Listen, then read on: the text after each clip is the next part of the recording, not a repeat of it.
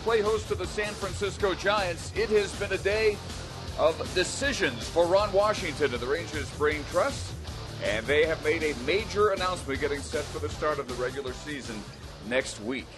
Welcome to Surprise. Dave Barnett along with Tom Grieve. That announcement had to do with the starting rotation. Not necessarily any surprises, but it was made official today who the Rangers' first five will be. Yeah, and everybody knew Colby Lewis was going to start the opener. That was a foregone conclusion. The big question was, after Derek Holland, would Yu Darvish be the third starter? To break up the left-handers, would Matt Harrison be the third starter?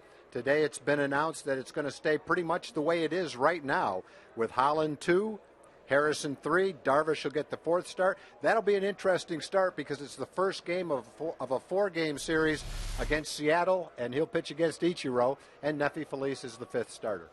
Matt Harrison's turn to go tonight. He will be on the mound for the Rangers. Matt Cain will pitch for San Francisco. We'll be back with the starting lineups of the first pitch from Surprise, Arizona in a moment.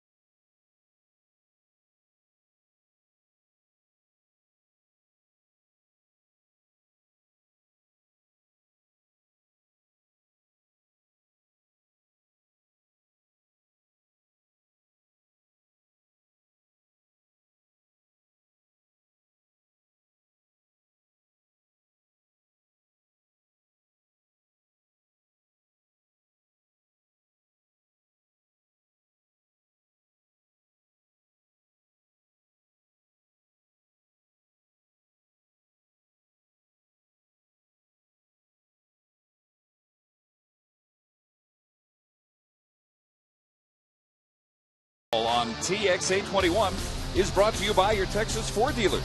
Ford is the best in Texas. By TXU Energy, the right things right now. Call 866, call TXU today. And by InsuranceDepot.com. Get a car insurance quote in 5 seconds at InsuranceDepot.com. Cactus League play in its final days. The Rangers and the San Francisco Giants tonight. And one of the last games here at Surprise. The Rangers will play in Goodyear, in Scottsdale, and one more here on Sunday against the San Diego Padres in Surprise. And then it will be time to return home and to open the regular season against the Chicago White Sox a week from tomorrow. And now we know the starting rotation. And here we know the Giants' batting order. It'll begin with their center fielder, Gregor Blanco. Ryan Theriot at shortstop batting second. Pablo Sandoval plays and bats third. Brett Pill is at first, and he'll bat cleanup. The DH is Aubrey Huff. Justin Christian in right. Brandon Belt is in left. Emmanuel Burris batting eighth and playing second base, and the catcher batting ninth will be Eli Whiteside. And they will face in his fourth start this spring a guy who's been very sharp so far, Matt Harrison. Yeah, Matt was very sharp last season. He had a terrific year, 14-9, a 3.39 ERA, fewer hits than innings pitched. His walks were down, his strikeouts were up. Just a nice, solid season for Matt. And he's come to spring training with a purpose. He's not taking anything for granted. He came to spring training with a mentality, I've got to make the rotation. Well, he's done that. He probably didn't have to worry about that, but he's pitched well. He's going to be the Rangers' third starter this year, and he's earned it with a terrific year last year. 5 days ago, Harrison threw in a minor league game against Kansas City's AAA Omaha affiliate. Last A-game appearance, the 18th in Las Vegas against the Cubs. Very sharp, retiring the first 9 batters in that game and giving up his only run on a 4th inning sacrifice fly. So he is set to go. Gregor Blanco settles in.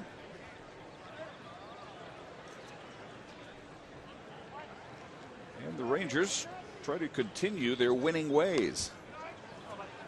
Going for a 4-game spring win streak. 82 degrees for our first pitch in Surprise tonight. In for a strike, Brian Herzog umpiring behind the plate with Bob Davidson, Mike Belinsky, and Alan Porter on the bases. And 1-2. Mike Napoli doing the catching. He's held together well physically since tweaking a groin a couple of weeks ago. And Washington plans to catch him all 9 innings before camp is broken. The 1-2 pitch. Blanco goes down on strikes. That's just about a perfect pitch to a left-hand hitter. 94-mile-an-hour two-seam fastball that sinks down and in. That's going to be a real tough pitch for a left-hand hitter to hit. I don't care who the left-hand hitter is. Some will have a better chance than others depending on their talent level, but Matt can keep that sinker right there. He'll be in business. Strike 1 at the knees to Terrio. Not having such a good spring. Ryan batting just 175. He does have a home run and 4 runs batted in. And a high chopper toward the hole. Luis Hernandez's throw in time with a nice stretch at first by Mitch Moreland. Luis is in the running for a utility job, and that won't hurt his chances. That's a beautiful play right there. He had a range far to his left. The key is to try to get it on the first hop before it bounces. But then you've got the long throw off balance, which he made accurately, and that was a nice play.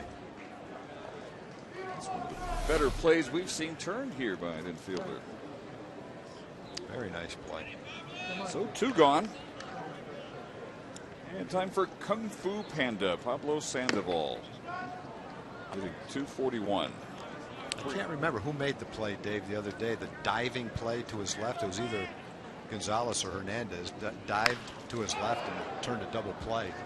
Another beautiful play by those candidates for the utility role. And now you're going to get me looking all the way back. Let's see. When you're not familiar with the players, like we're not familiar with those 2 kids. They came from different organizations. They look very similar when they're out on the field. This one about as routine as they come. And Hernandez to Morland to finish a 1-2-3 top half of the first for Matt Harrison. Nothing for the Giants. Rangers coming to bat in Surprise.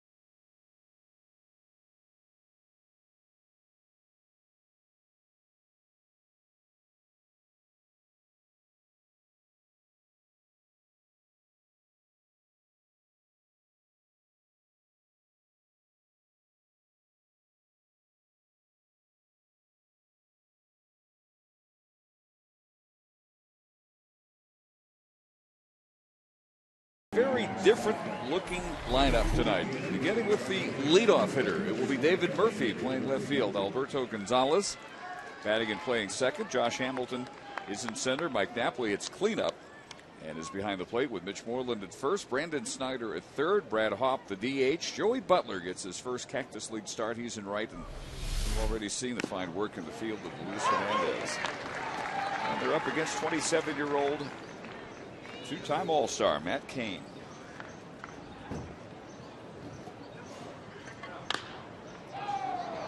Murphy puts that one along the tarp, and reaching to make the grab is Pablo Sandoval. There's no doubt that Pablo Sandoval is a fan favorite. The Giant fans that are here today have cheered his every move. When he came on the field out of the clubhouse, they cheered for him. They talked to him. So I think his nickname, well, he's a good player, but his nickname probably has a lot to do with that. How could you not like the Kung Fu Panda? Yeah, with that nickname. First inning now, a couple of defensive gems. Cain's pitching well this spring. He's pitched well for the Giants for over 6 years. Been a solid starter for him, top of the rotation guy. He's never had a season where he's given up more hits than innings pitched. He's never been on the disabled list. He doesn't miss starts. He had 21 1/3 scoreless innings in the postseason a couple of years ago, including 7 2/3 against the Rangers in the World Series. Former #1 draft choice, high school kid, turned into a really good big league pitcher. He's never won more than 14 games. They don't give him a whole lot of support, evidently. He gets the innings, he gets the starts. He's 12-11 last year. His ERA was 2.88. And with that ERA, which was 8th in the National League, he only went 12-11. They must not have given him a lot of support.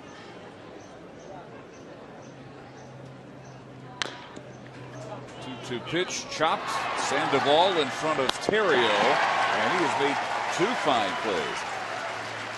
Sandoval had a huge year a few years ago. Then he came back overweight and had a bad year. And then he came back last year, lost some weight, had a much better year, even though he's hurt, missed part of the season. Never going to be svelte. He's always going to be stocky, but he got to where he really didn't move very well. Better now. So with 2 outs, here's Josh Hamilton, and he check swings, fouls the first breaking ball off. His bat's starting to make a little noise. For the last 5 games, up to 229. Nice changeup right there.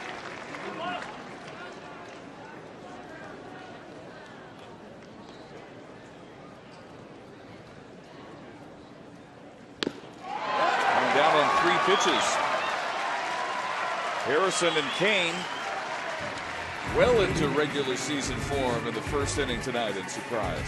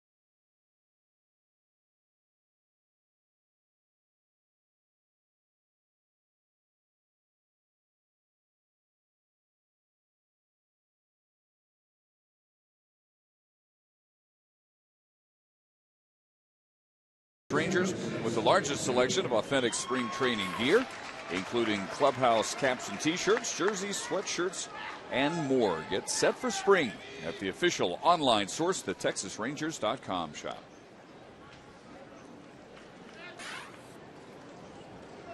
Second inning will begin with Brett Pill, first baseman, batting cleanup.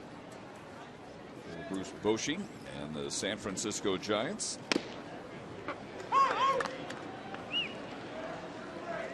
Strike one with a breaking ball. Bill with 3 homers, 11 RBIs, and a .278 average. Played on the 2004 national champion Cal State Fullerton team. 2 years later, a 7th round draft pick and a call, strike 3. Second strikeout for Harrison. That's pretty nice pitching right there for Matt. Started him off with a curveball for a strike, threw a fastball on the outside corner, and then froze him with a fastball on the inside corner. Pill didn't like the call. It was a borderline pitch. But it's right where Mike Napoli asked for the ball. Pinpointed it. Pretty much that's the story for the first 4 hitters for Matt. Strike throwing machine. Starts Aubrey Huff with one. Huff the DH tonight. Wow. Seen a curveball. There's a slider. Pretty much seen everything. Seen a 4-seam fastball, 2-seam fastball. If he throws a knuckleball, you really have a story. Wow. Got him on 3 pitches. Wow is right. That was a curveball. Right after the slider. The curveball is probably 78 miles an hour. The slider is about 85 miles an hour. It almost worked like a changeup to fool Aubrey Huff. 5 batters. Matt struck out 3 of them. The other 2 grounded out to the shortstop, Luis Hernandez. And that brings up the right fielder, Justin Christian. Nothing but strikes here in the second inning for Harrison. And quality strikes too. That's the 2-seam fastball again. 93 miles an hour, sinking down and away from Christian. 7 pitches, all strikes. Change up just for good measure. Everything he's throwing is. You hate to use the word perfect too much in baseball, but those are good pitches he's throwing. Finally. The only thing about that one, that's where he was trying to throw it. Maybe not quite that high, but he was trying to waste a fastball up. You strike out the side on 9 strikes. That's even in the spring. You've done something.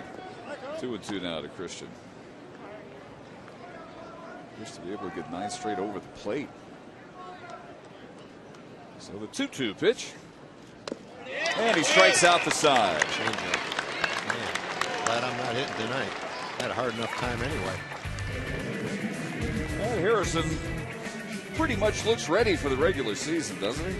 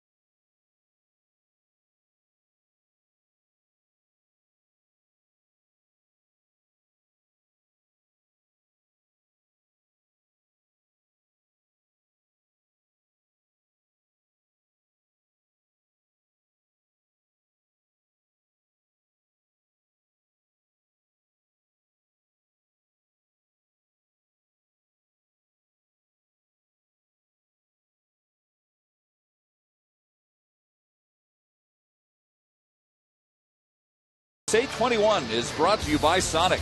It's new, it's better. It's the new Sonic Good. And by TrophyNissan.com. Just a slight overcast above Surprise Stadium tonight. Another gorgeous day. In the low 80s.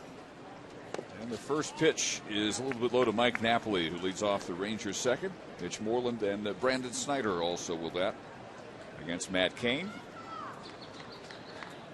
Retired the side in order in the first. 1-1 to Napoli. And Cain has a nice assortment of pitches himself. That's a slider to Mike. Through Josh, a couple of good changeups to strike him out. Look at that on-base percentage. A walk per game. He looks at strike two.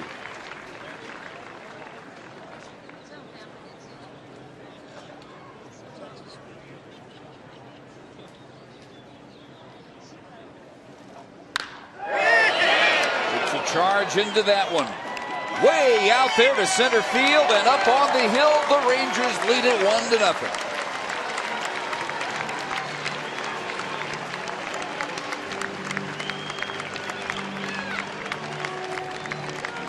They got a fastball a little bit up, about belt high and out over the plate. And a power stroke for Mike is starting to come around right as you expected, right before the season starts.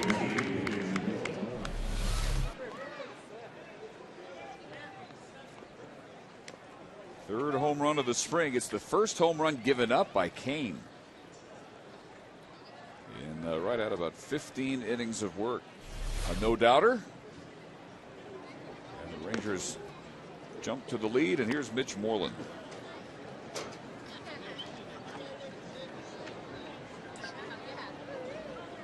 Congratulations, even if it's just a spring training game for hitting one like that. 2-0 to Mitch, batting .265. A home run. Way back as camp began for him. Still the only one Mitch has hit, and he's driven in 6. But he's had a good last 4 games.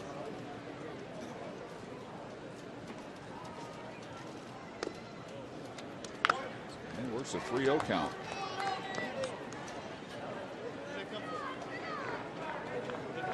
Rangers winning their last 3 last night. Their extra inning 7-6 decision over Kansas City.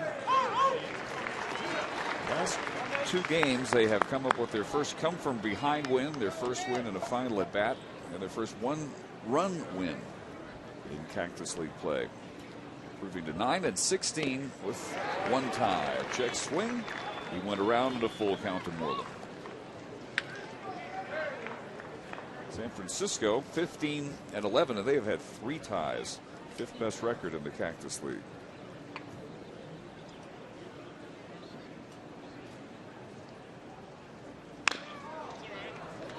Morland still alive.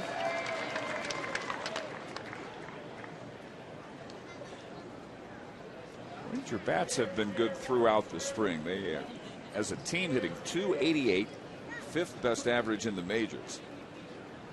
With runners in scoring position, .312. That one is belted deep to right field. Christian looks up, and it is gone. And Morland goes back-to-back with Napoli. 2-0 Texas. Well, Mitch got ahead in the count, 3-1, and then Cain threw him a good changeup that he missed. He looked for a fastball, was way out in front of it, 3-1. Then he threw another one, 3-2, and he just barely fouled it off. Then after 2 changeups, he tried to sneak a fastball by him on the inside part of the plate. And that's what happened. Mitch was ready for it.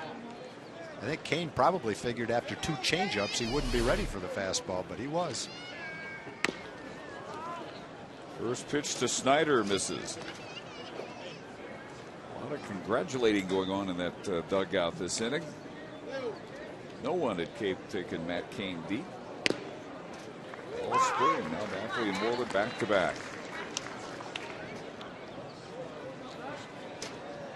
Mitchell's goal for the spring, just to make sure that the wrist was healthy after the offseason surgery. Very hampering him the second half last year and the postseason.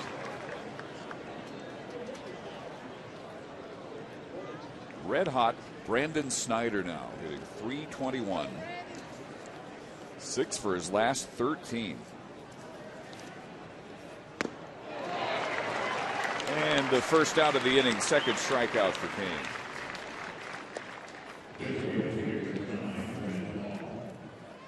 That'll bring up the DH, Brad Hopp.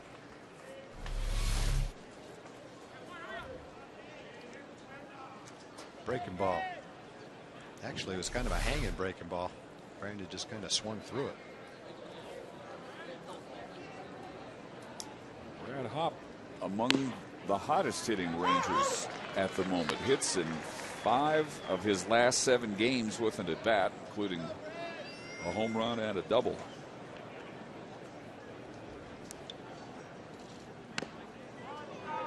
Looking forward to the opening 2 series of the season with Darvish pitching the 4th game. That's going to be quite an event. Ichiro in Seattle facing Darvish on Monday night. Roller to the first baseman, Pill, unassisted for out number 2. A lot of tickets remaining for the game on Monday. None for the opener. 4,500 for Saturday and 10,000 for Sunday. So they're going fast, and I'm sure Mondays will too, now that Darvish has been announced for Monday. So what is your over-under for Japanese media? Whoa. On Monday. On Monday for that one, I'd say 75. Oh, I'm going to go way over that. Way over that? Oh, yeah. I'm thinking a couple hundred at least. If it's a couple hundred, I don't know where they're going to go. Well, maybe they'll have our booth. I'm not sure where we will sit. Hope they let us in. Here's Joey Butler. The other thing the Rangers have done, they've sold 20,650 full season equivalents. That's the first time they've ever been over 20,000. And it's 7,000 more than at the same time last year. Huge reception of the team through ticket sales already. Well deserved. And the A's beat the Mariners today. They evened up that series 1 game apiece over in Japan. Well hit to right. Christian on the track. Just does have room for out number 3. But the Rangers get to Kane. Solo home runs in the second by Mike Napoli. And Mitch Moreland.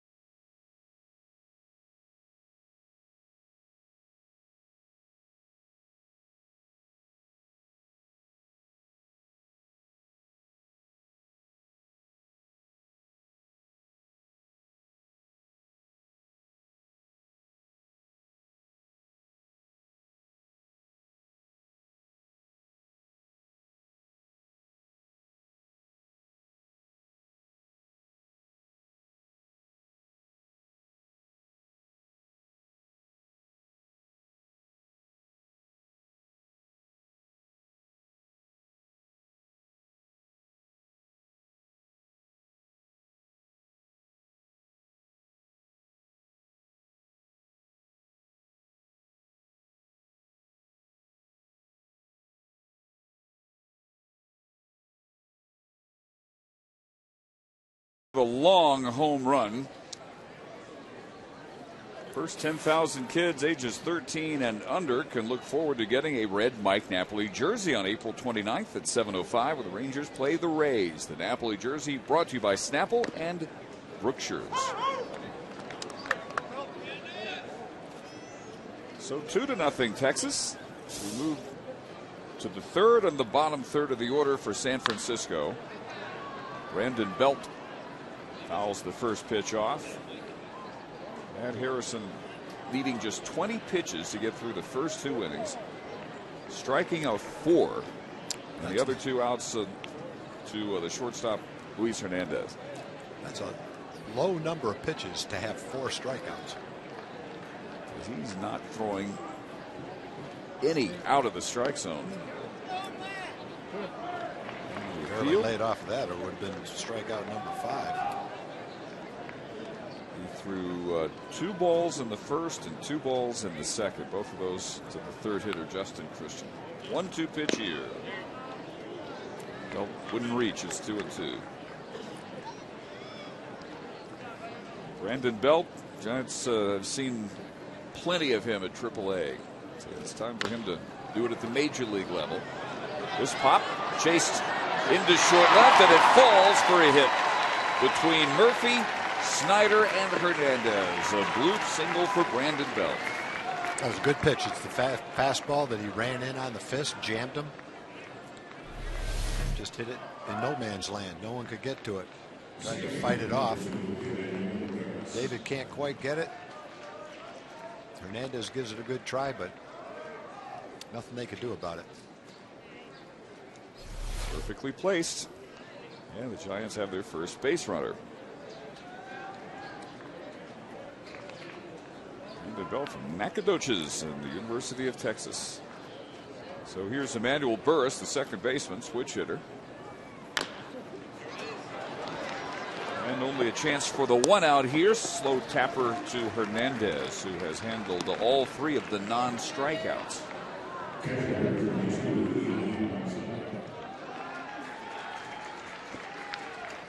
Belt into scoring position, though, with 1 out. And the number 9 hitter, the catcher, Eli Whiteside. Hitting .214. He is not with the club because of his bat, though. The last 3 years, he has had the best catcher's ERA in baseball. It's been .329. So they've got Buster Posey healthy again, and Bayfield. Best 1-2 catcher combination there is. That's with very little offense expected or contributed from Whiteside.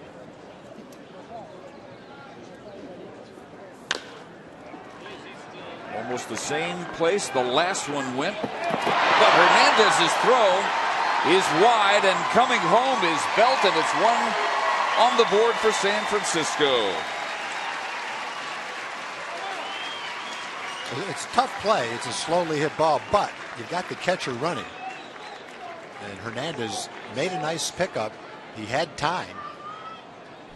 Made a strong throw, just not an accurate throw.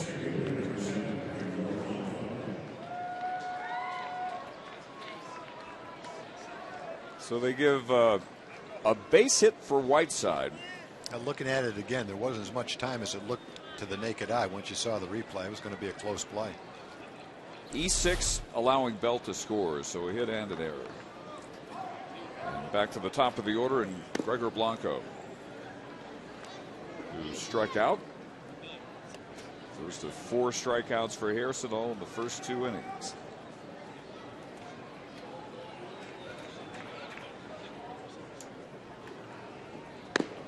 Back. Quick throw by Napoli. Whiteside is back.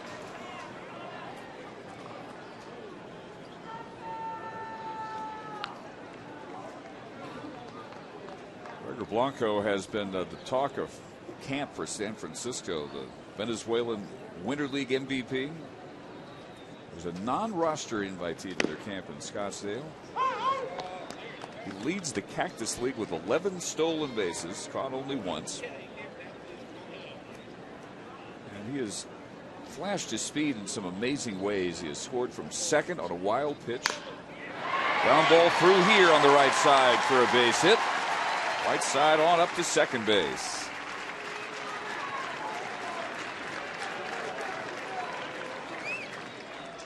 The bloop single by Brandon Belt. Getting something ignited here for the Giant third. Not much you can do about those 2 hits. The little blooper and the dribbler to shortstop. That ball was hit pretty well by Blanco. That's a nice at bat against the lefty. Let's go, Matt. So suddenly they're out hitting the Rangers 3-2. And with one out, 2 aboard for Ryan Theriot. Theriot victimized by the terrific play at short by Hernandez. There you go. Reaches for that one way out of the zone.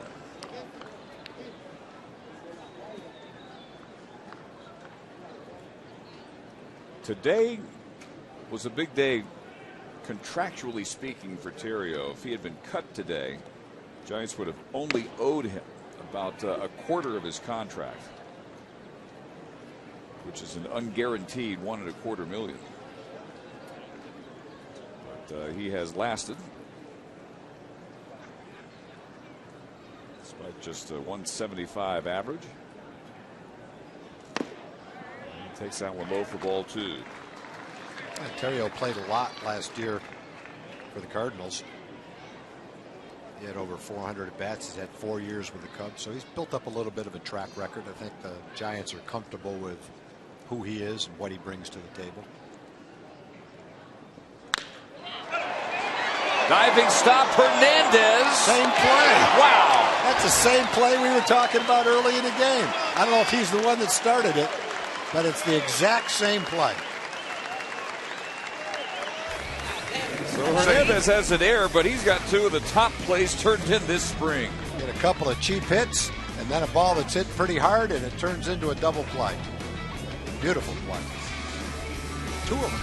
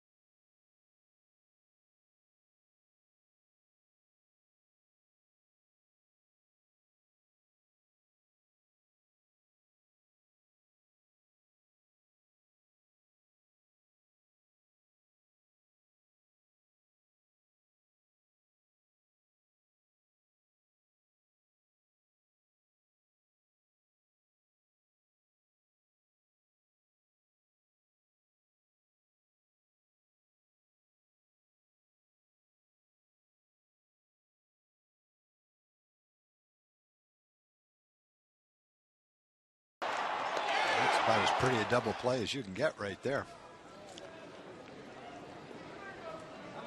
Trying to earn a job as a utility infielder. Could hardly have stated a better case, although he did have the throwing error. Laying down to bunt is Hernandez, who leads off the Ranger third. Switch hitter, 306. Hernandez, 27, from Quibor, Venezuela, signed as a free agent in November. Spent all last year with the Mets AAA team in Buffalo. And limited major league exposure. Year before that, 17 games up with the Mets, 37 games with the Royals in 09. High chopper here. Hill backs up, throws, barely in time to Kane.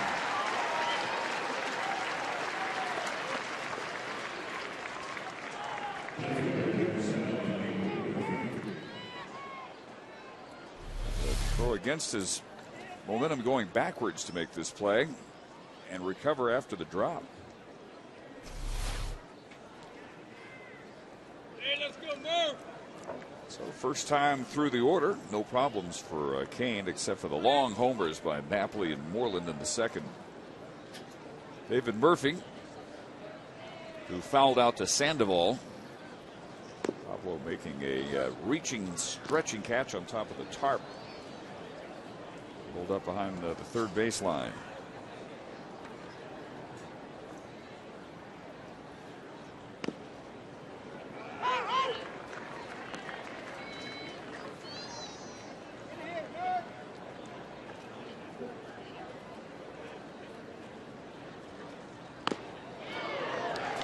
About chin high, looked good to David though. Yeah, it's 1-2.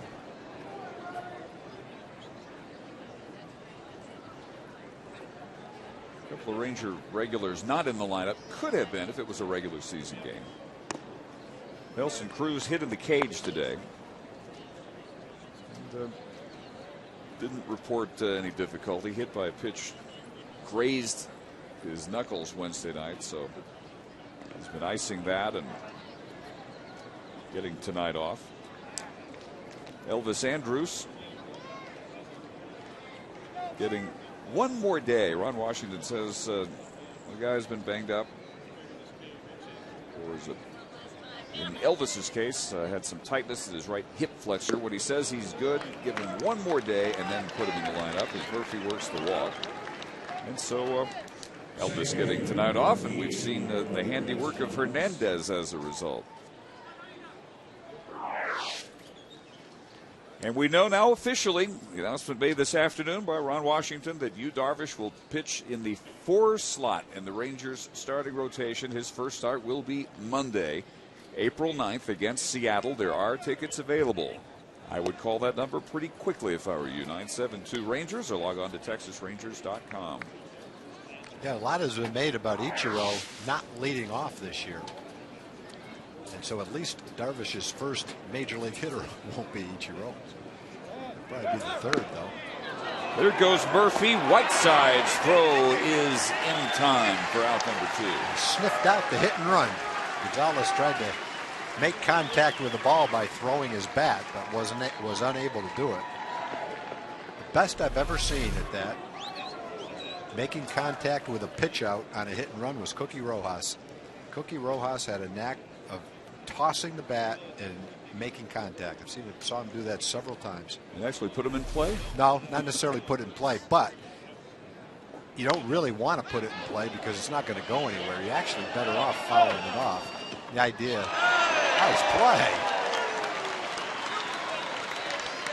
Wow. Superman. That's why she brought her glove. No one's making fun of her now for bringing that glove. No, not her first time at the ballpark. But on a hit and run, if it's a pitch out, the runner's usually going to be out easily because the runner's not trying to get the best jump he can get on a hit and run. This one lifted high, left center field, and the center fielder Blanco makes the catch. Rangers get the walk to Murphy, but catch him stealing. And after 3, lead 2-1.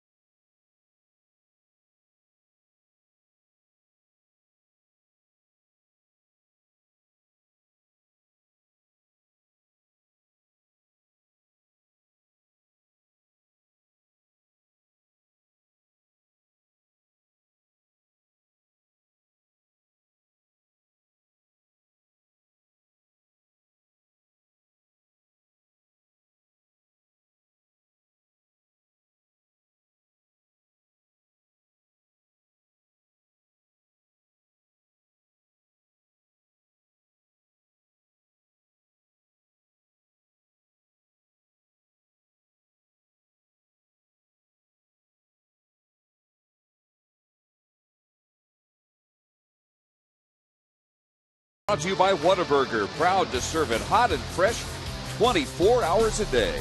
And by Toyota of Dallas, your Toyota connection.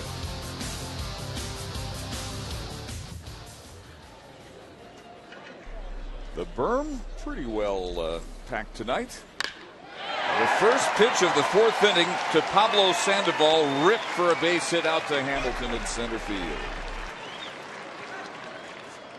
Sandoval's a good hitter. In 09, he hit 330. Last year, he hit 315.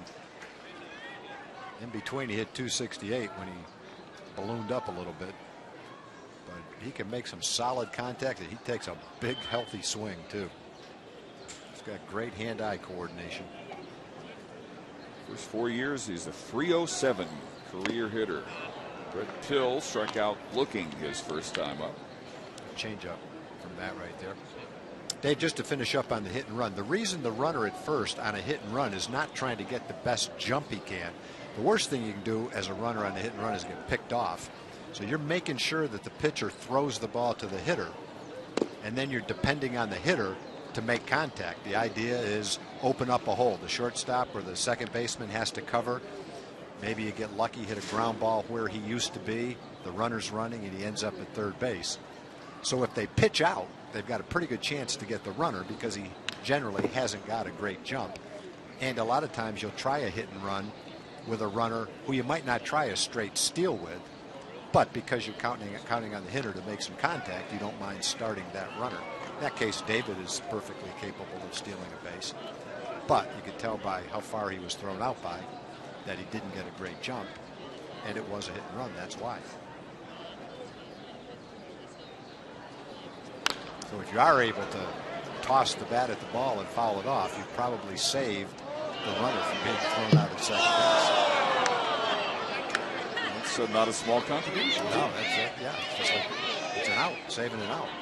If you throw your bat and hit the ball, you might get lucky, but chances are it's just going to be a little dinky blooper or ground ball. Pretty hard to drive the ball by throwing the bat. You will get yourself in all the highlight shows. Yeah. Cookie was a terrific player. That's Victor Rojas, used to be our radio announcer, now an announcer for the Angels, TV announcer. That's his dad, and he handled the bat and was a smart player, second baseman on a lot of those good Royals teams. Played for other teams too, but he was terrific second baseman for the Royals. Can bunt, hit and run, hit for average, had a little bit of power. Really good second baseman. Gave way to Frank White at that position. Yeah. The Royals had quite the legacy at that second base spot. Well hit, but yanked foul way back. Phil's got a good chance of seeing a changeup right here. He yanked that 94-mile-an-hour fastball foul. Through the gate and almost to the parking lot.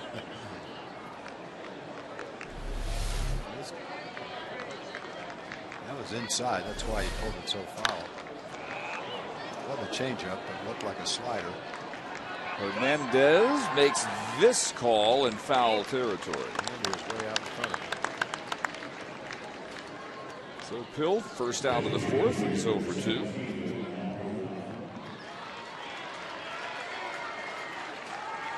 I need to bring up Aubrey Huff, who struck out on 3 pitches back in the second when Harrison struck out the side. We're talking about that game over in Japan today. Yesterday the Mariners won 3-1. Today Bartolo Colon went 8 innings, 3 hits and 1 run, as Oakland made it 1-1 against Seattle. Ichiro went 0 for 4 today. He went 4 for 5 yesterday. A lot of standing ovations for Ichiro though in Japan, as well they should get.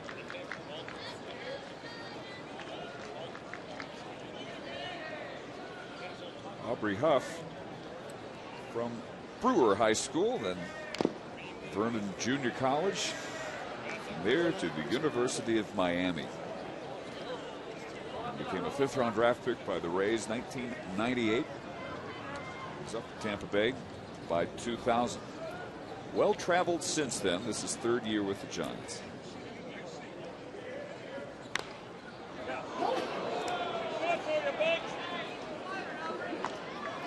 Giants following their World Series championship of 2010 with a drop-off last year. Bruce Bochy's club won 92. Year before last, and that dropped off to 86 and 76 last year. Called strike 3. Another well-located fastball. He got him in early in the count to Aubrey, and then he hit the outside corner with strike 3.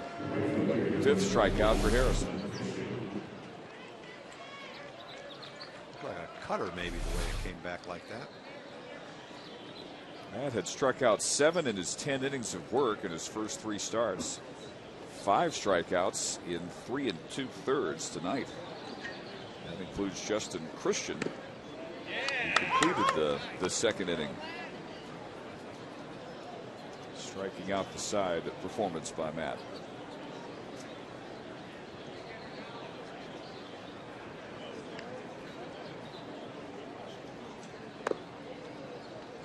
Justin Christian will turn 32 next Wednesday. Undrafted out of Southeast Missouri State and Auburn. We talk about draft picks who make the majors, you know, the 30 round or 40th round guy. How about a guy who was skipped entirely by the draft? Yeah, it's not like people didn't see him if he was at Auburn. They're a well-scouted group for sure. A lot of times you'll get a good college player and someone in A-ball will get hurt, and the organization will ask all the scouts, do any of you guys have anybody from the draft that wasn't drafted that's a good college player that could go and fill in on a team?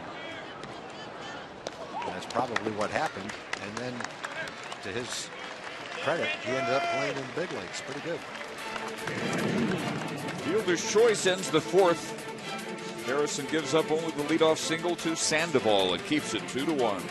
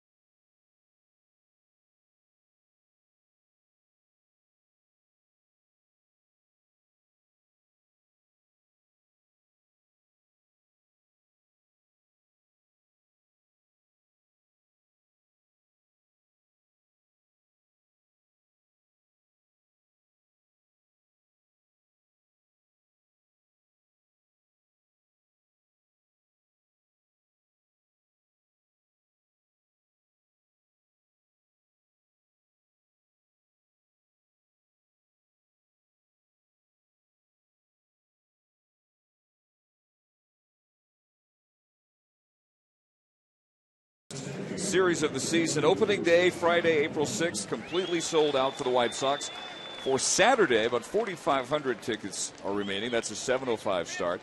And for Sunday night at 7:05, about 10,000 tickets remain. Monday will be the debut start for Yu Darvish against Seattle, 7:05 on April 9th. As Josh Hamilton rolls to Emmanuel Burris in the first pitch of the 4th.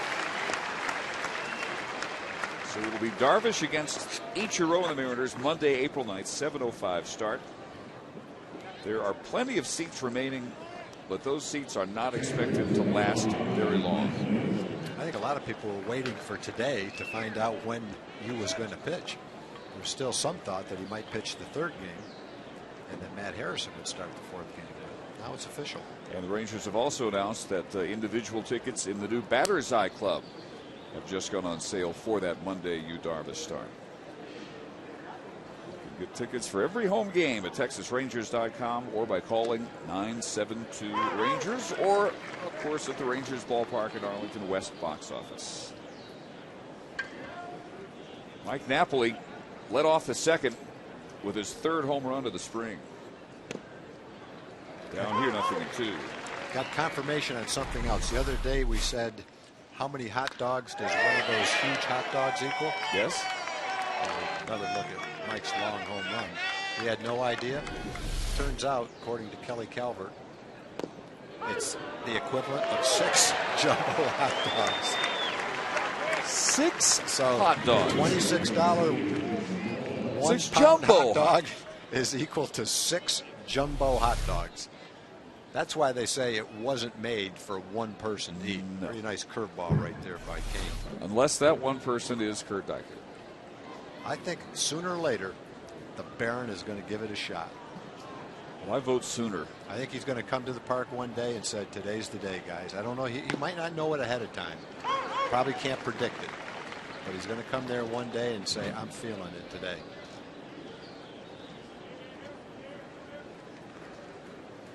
Kane breaking off strike after strike here in the fourth, and Mitch Moreland rounding out to Ryan Theriot. So the Rangers go in order for just the second time in 4 innings against Matt Cain.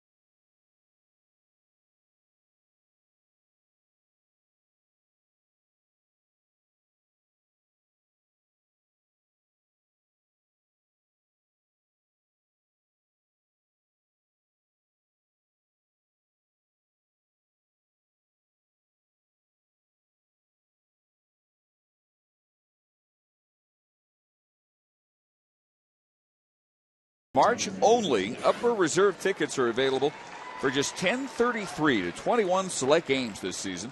Compliments of 103.3 ESPN Radio and TXA 21. Games against Seattle, April 10th through the 12th are included. Get your opening week tickets by March 31st at TexasRangers.com/madness. Brandon Belt, a big cut and a miss. He scored the lone giant run after reaching on a bloop single to left, leading off the third inning. He took second on a ground out by Emmanuel Burris and came all the way around to score on an infield single by Eli Whiteside, which featured a throwaway by the shortstop Luis Hernandez. Throw eluding the first baseman Pill. Well, first baseman Morland, I should say, and allowing Belt to score. Breaks his bat as Snyder throws him out. One of those pitches you're way out in front of with a cut bat. It hits right off the edge and just chips a piece right off the edge of the bat. Cued it right off the end of the bat. If you've got a rounded bat that's not cupped, then the ball just spins off the end of the bat. But when it's cupped, there's a sharp edge all the way around the circumference of the end of the bat. And if you hit it just right, that's what happens. You chip off a little piece. Not the same as hitting one off the end of the bat and breaking, or hitting one off the handle and breaking. There's a strike to Burris. So were you a cupped bat guy or a rounded bat guy? You know, I used a rounded bat because back then cupped bats, I think, were just coming into play maybe in the mid 70s, late 70s. So what it is, you cup the end of the bat, you take out a little chunk right at the end of the bat, which doesn't affect the way the flight of the ball, except on something like that. And you could get a 33-ounce bat, take that little piece out of the end, and it becomes a 32-ounce bat. It's about a 1-ounce little chunk. So I think the theory is you get a nice harder piece of wood and you make it lighter to fit your style better. I think that's the reason guys do it. Burris using the cupped bat. I think what we ought to do is we ought to get a cup bat. We'll have it up in the booth this year, and the next time we talk about it, we'll have Bouvet show it so you can see exactly what we're talking about. It's kind of hard to catch it during the game the way they're moving it around so much. You know, there's a lot of ways we could use you in show and tell. I've got the idea, and I just talked to Kurt Dykert about it between innings. Now I'm going to say it over the air to put the pressure on. We're going to get the giant dog, and we're going to have a cameraman, and Kurt is going to eat that hot dog. We're going to film it, but we'll show. You know how they speed frame, whatever you call it, something, and you do it at like every 10 seconds. Yes. And they show the dog disappearing, and we're going to get Jim Knox to commentate while Kurt polishes this off. And if he does it, he could be the first guy to polish off the $26 hot dog. And the phrase that's going to come out of it is the next time someone really has a big meal or polishes off a giant burger or something, he Dykert it. Kurt Dykert the $26 dog. Now it's out there. Yeah. And I vote yes. And now Kurt can start training for the big day. You talk about pressure. I think there'd be some pressure on Noxie to do that event justice. I think that's right up Jim's alley right there. That's in his wheelhouse. Foul ball. After the walk to Burris, first walk issued by Matt Harrison, just the second walk he's had in now 4 starts all spring. Whiteside reached on the infield single. Hernandez's throw eluding Morland, as we said, allowing Brandon Belt to score from second back in the third. And that is the sum total of the Giants' offense to this point. Backhand dive, stopped Hernandez. Wow. Not quite in time, but another terrific play. If he turned that, he would have had the play in the hole that he made the play at first base on the huge hopper, diving to his left to turn a double play, and then diving to his right to turn a double play, all within 5 innings. Another nice play. You can't turn it any better than that. They just couldn't quite get Whiteside running to first base. Another nice play. That is the third play turned in by Hernandez tonight. You got to put a star by it. Yep.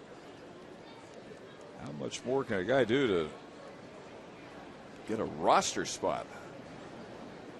Luis Hernandez putting on quite the defensive show tonight. So 2 outs. Whiteside at first. Blanco has struck out and singled. And Harrison has had outstanding command of just about every pitch he has tried to execute tonight. Nice curveball. Yeah, he's had all his pitches working for him. Sounded like perhaps a broken bat there, but a base hit.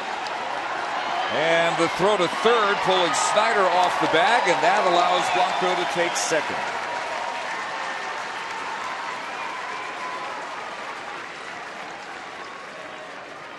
So Gregor Blanco is 2 for 3. Hamilton thinking that he had a shot at Whiteside at third, but he didn't.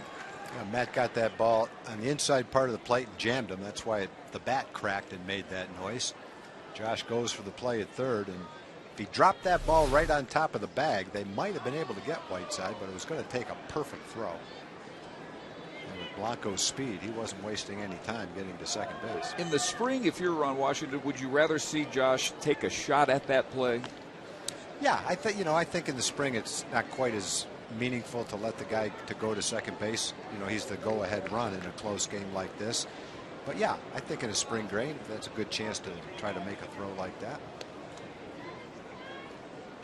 And it's a lot better to do that with 2 outs too. It's not like you can score now on a ground ball or a sacrifice fly. There are 2 outs.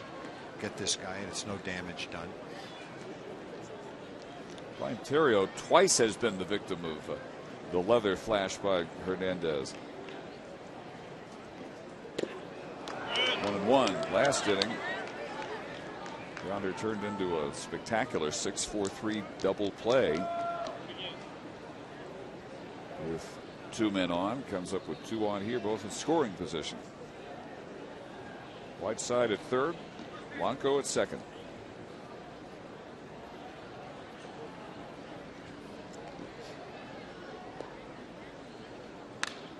One and 2. Brian Terrio, Baton Rouge born, still makes his home there. Played there for LSU. Scored the winning run of the 2000 College World Series. It's about as purple and gold as a man can get. Makes the count to 2-2. If he reaches, Pablo Sandoval will be next.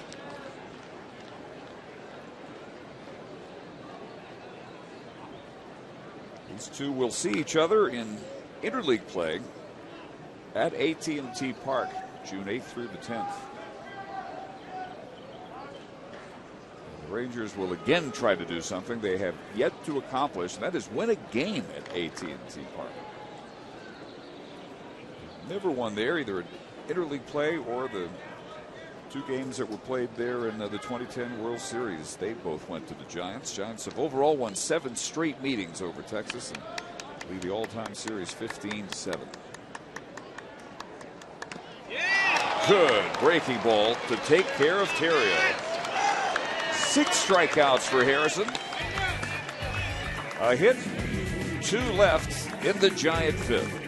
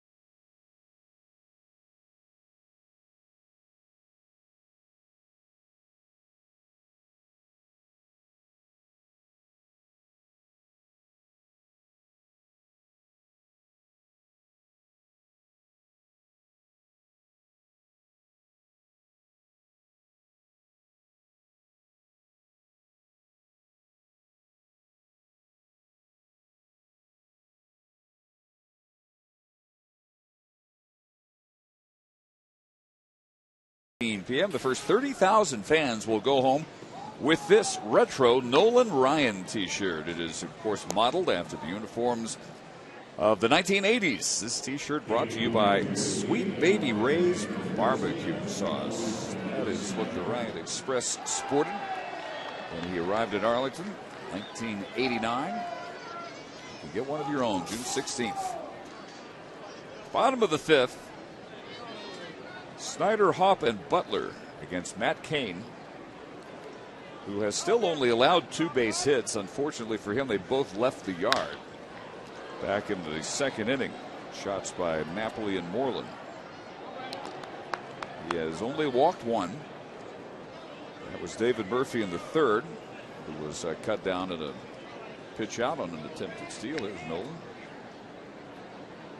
He has struck out 3. That number including Brandon Snyder, his first time up. Brandon with a hit in 5 of his last 7 games, a .462 clip, bringing his average up from 200 to 321 beginning play tonight. The breaking ball breaks a little low, 1-2.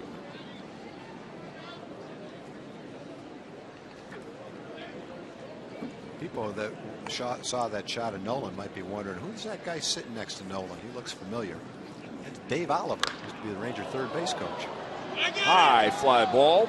Belt drifting back at the wall. That one carries, but he makes the catch. He just missed launching that out into the parking lot. That thing looked like it was never going to come down. It came down all the way to the base of the wall. Just got underneath it a little bit.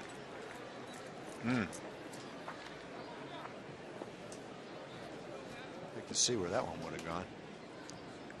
The former Longhorn didn't expect it to carry the way it did. He looked a little bewildered looking back at his dugout after that catch. Whatever it did, he had plenty of time to make the adjustment, though, as long as that thing was up in the air. Sure did. There's Dave Oliver. Nolan's left, our right.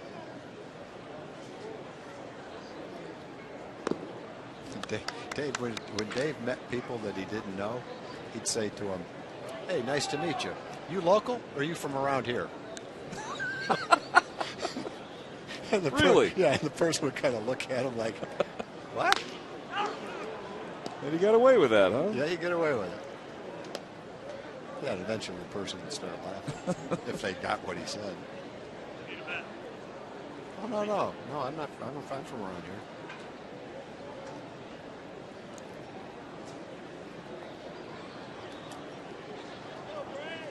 Crowd on hand tonight. It was 82 degrees for our first pitch. No wind. I think this is the first game I've ever seen here with no wind really whatsoever all night. So those homers by Napoli and Morland, they earned every foot. 2 long glass. Napoli to center, Morland to right in the second. 2-2 now to Hop.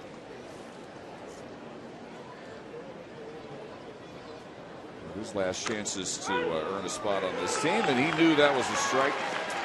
Started walking away even before the call by the home plate umpire Brian Herzog. Out number 2, strikeout number 4.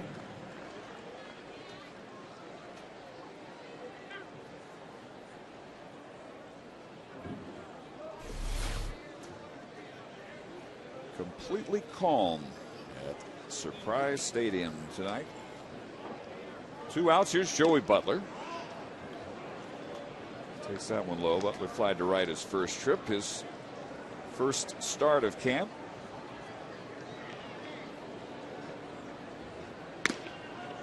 Joey has been swinging a ridiculously hot bat. He's hit in his last 4 straight appearances. 5 of his last 6 coming into tonight.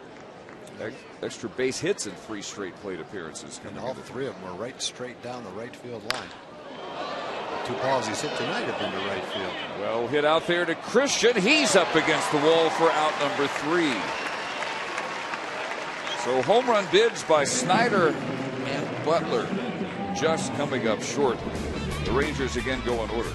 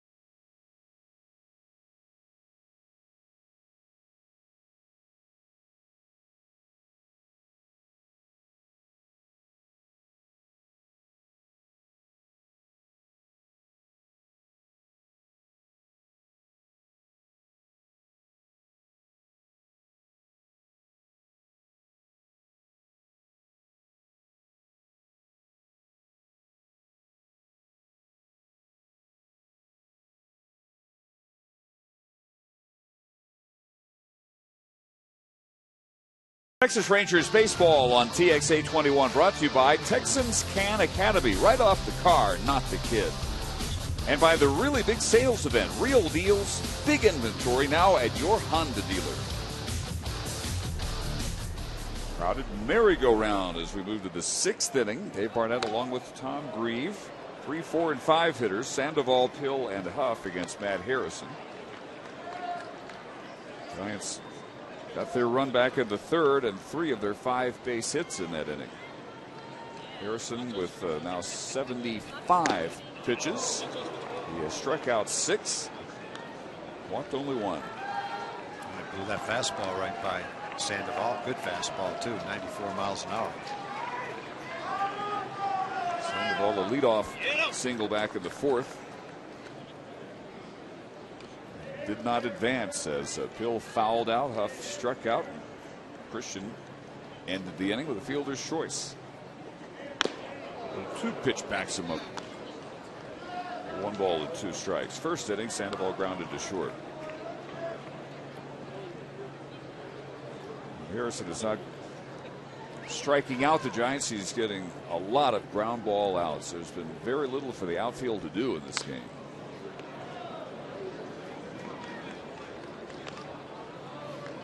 Matter of fact, the outfield has yet to record a putout. There's only been 1 out in the air. That was Pill fouling out to the shortstop Hernandez in the 4th. Sandoval's hanging tough. Behind to the count. Fouled off a slider, fouled off a curveball.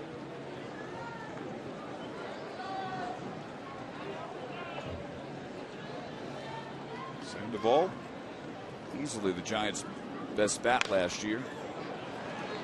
With the All-Star team with 315, 23 homers, despite missing a quarter of the season with a hand injury. He's fouling off some pretty good pitches, too. He was born a natural lefty and learned how to bat and throw right-handed as a kid. Learned how to throw right-handed at age 9 so he could play catcher. He wanted to be one of the on-field leaders. Pops out to Morland here. And Matt kept making good pitches and looked like he ran that cutter maybe right in on the fist. By age 12, Sandoval learned how to switch hit. Switch hitter, switch thrower. Jammed. And just the 2nd out recorded in the air tonight. Put away by Mitch Moreland. And they'll bring up the Giants' first baseman, Brett Pill, who has struck out looking and fouled out. Nice slider.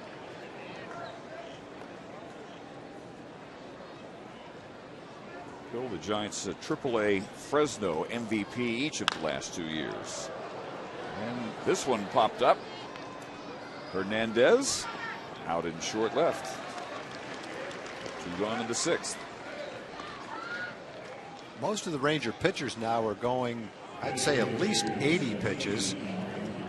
And Holland and Kobe Lewis, I think, were right around 100 pitches. Matt was around 75 pitches to start the inning, so no one's warming up right now. Matt may go out, pitch the 7th inning if he has another quick out right here.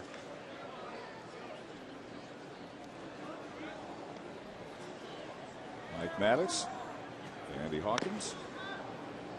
And the charting is Aubrey Huff, who has struck out both times. On 3 pitches, swinging in the 2nd, looking in the 4th. This one well hit to center. Hamilton can't get it, and it's up against the wall. Aubrey Huff has a 2-out double.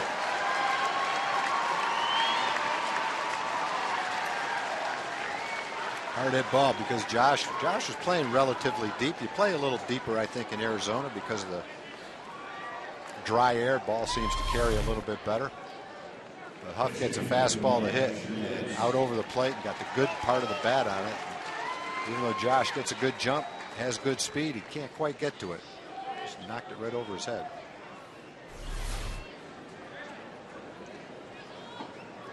First extra base hit for San Francisco, and it brings up Justin Christian, who has struck out and hit into a fielder's choice.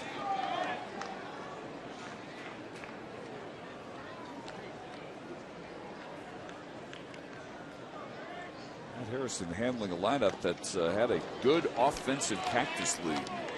7 Giants are hitting at least 300 among those who have played at least 10 games. They have hit 30 home runs. That's 4th most in the majors. Bruce Bochy's club, 4 games over 500. Christian lays off that one up high, 1-2.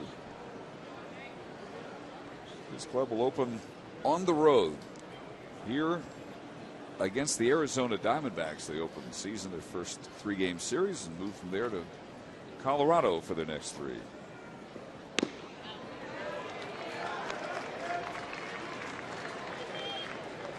Rangers will be playing Colorado at Salt River Fields tomorrow. We'll have it at 9 o'clock here on TXA 21, and it will be Yu Darvish on the mound against Luis Chacin of the Rockies. Check to swing, did not go. That was a close one. Oh, good slider, too. Tough pitch not to swing at. Let's go, man. Just barely held up.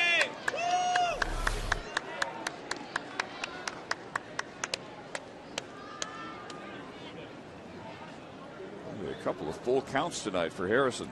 There it is. And a called strike 3, absolutely freezing Christian with the breaking ball.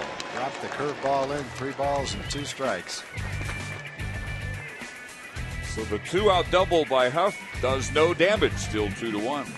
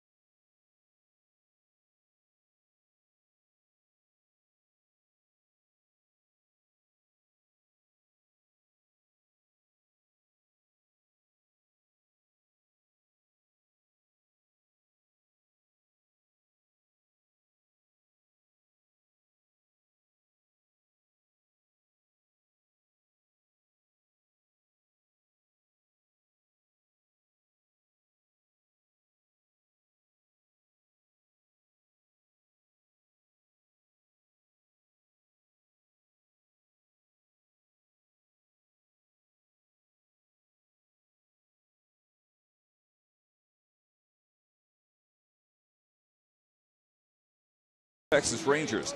Membership in the Junior Rangers Club presented by Dr. Pepper is only $15 and provides your Junior Ranger with a sports duffel bag, rope necklace, ticket vouchers and coupons, and front of the line access to run the bases after Sunday afternoon games. Sign up at TexasRangers.com. Luis Hernandez leads off the Rangers' 6th. Grounded to first his first trip. Several marvelous play turns in at shortstop for Luis. Hoping to stick with this club as a utility infielder. 27-year-old from Venezuela, signed as a free agent in November.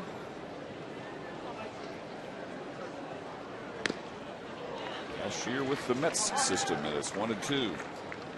New right fielder in the game for Bruce Bochy. Nate Shearholz has replaced Justin Christian.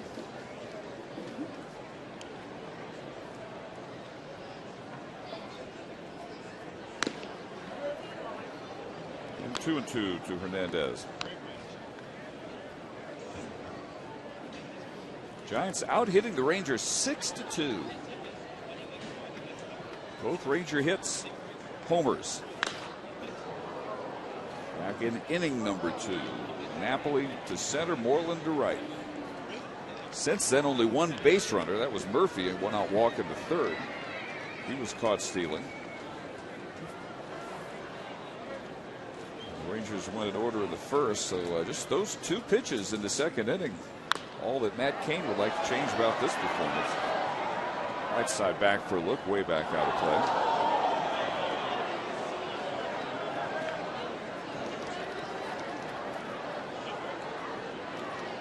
He's retired the last 7 in order.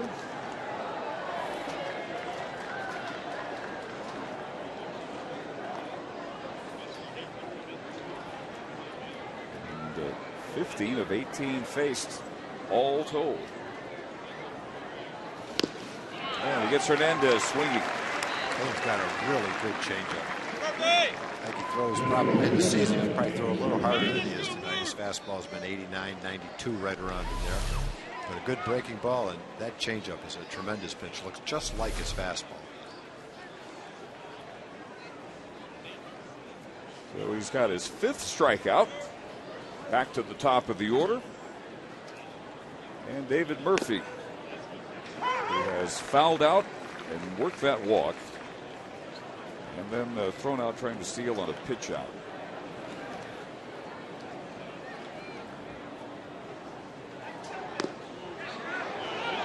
Did he check the swing? He did, and it's 1-1.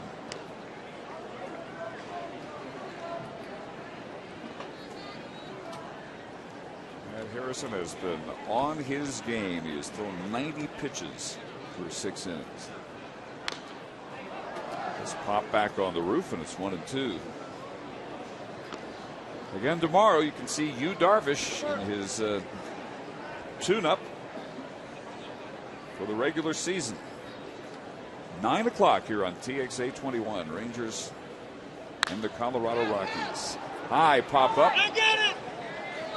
Just behind second base, and the shortstop Terrio. He staggered, but he got it.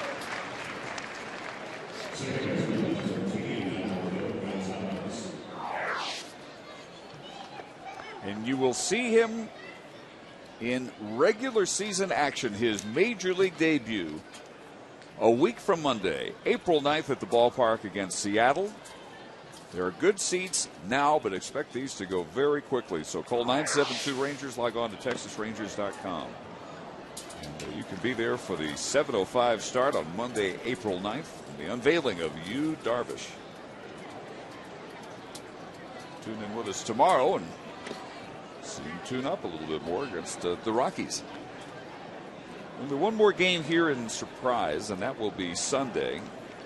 And that will be Colby Lewis's final tune-up before he starts on opening day, a week from tomorrow against the White Sox. That game a complete sellout. Center field, Blanco puts away Alberto Gonzalez. And for the 3rd consecutive inning, Matt Cain sets down the Rangers in order.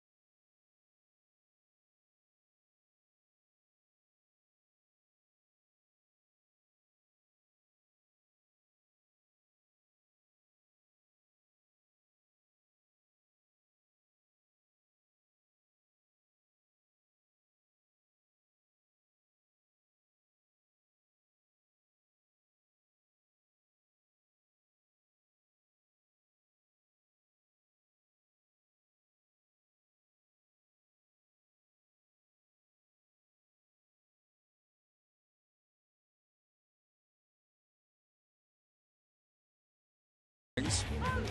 He struck out 7, including the side in the second inning. Walked only 1. And gave up 6 base hits. Only 1 for extra bases.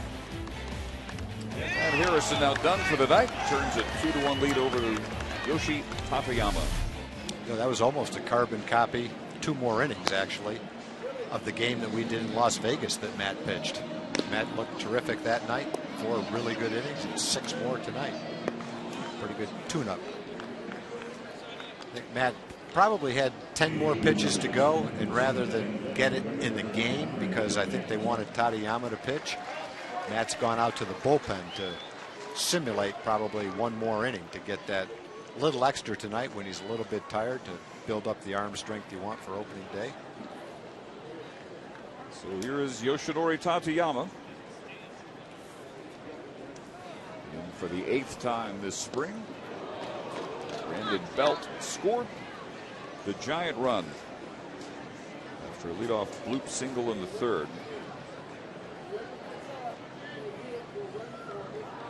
Eli Whiteside on an infield hit. Had the ball thrown away by Hernandez, the shortstop, and it allowed Belt to score from second base.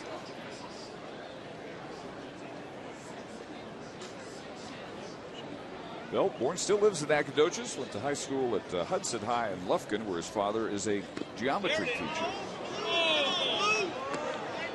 Pitched very close. The Giants convinced that this had to be the year for Belt to break through and stick with them. He's done everything you can, really, at AAA Fresno. And he gets that one just past the diving Morland, fair into the corner for a leadoff double.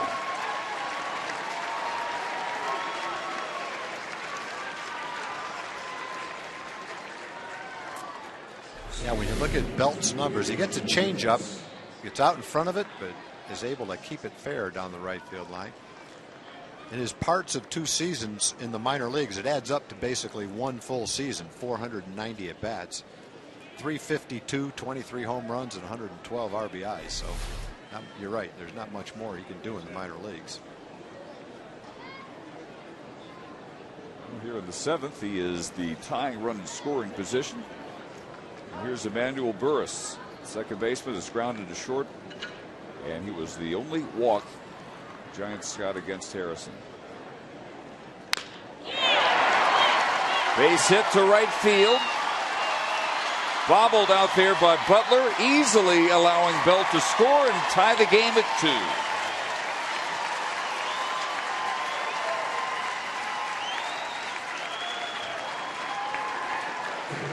I don't think the bobble had anything to do with it. Looked like Belt was going to score regardless. First ball, fastball hitting. He gets a fastball right in the center of the plate, it looked like. Hard hit ball to right field by Burris. Yeah, where Butler is, he's not going to throw anybody out from way out there. Tim Flannery, the third base coach, waving him around even before the ball got to Joey Butler. So 2-2. Here is Eli Whiteside. Infield single and a fielder's choice grounder. He goes after the first pitch and bounces it over Snyder, who was just in on the grass. 3 consecutive hits to greet Tateyama here in the 7th. Oh, a little luck, that could have been a double play. It just took too high a hop. Ground out in front of home plate is pretty hard.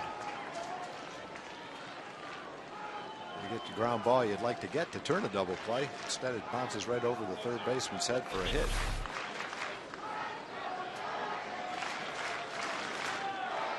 So Tateyama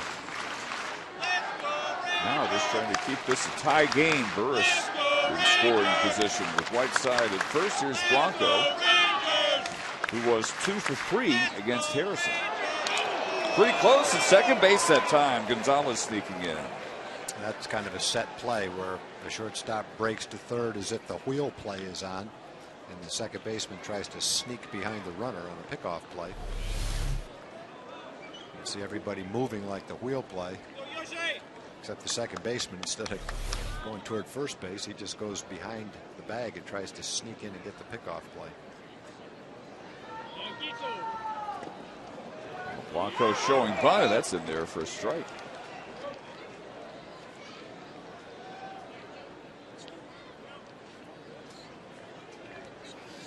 Edgar Blanco now 28. Parts of the 08 through 2010 seasons with the Braves and the Royals. Last year with 2 AAA clubs. A combined 201 for Omaha, the Royals AAA, and Syracuse, Washington Nationals AAA club. He's had a terrific spring. And the bunt not successful, and it is 0-2.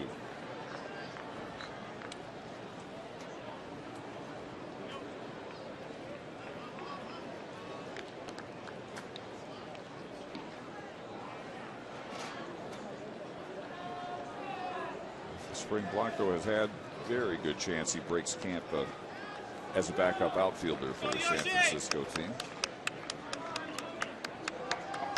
Up there with a run in, 2 on, nobody outs. As we play the top of the 7th in Surprise. Tatayama's 0-2 pitch rides high.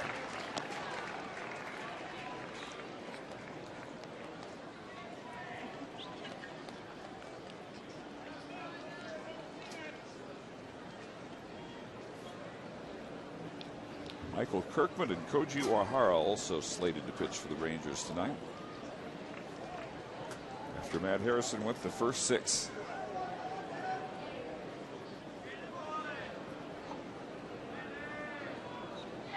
Swing! Well hit, but hooked way foul.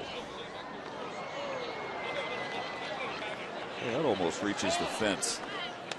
It was a foul ball the other way did a couple innings ago for the Giants.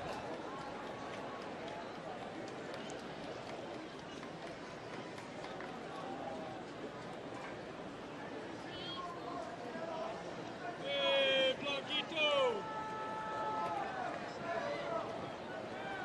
You can't do it. You're not the one. So another 1-2 pitch. Just inside. Just sneaking in there.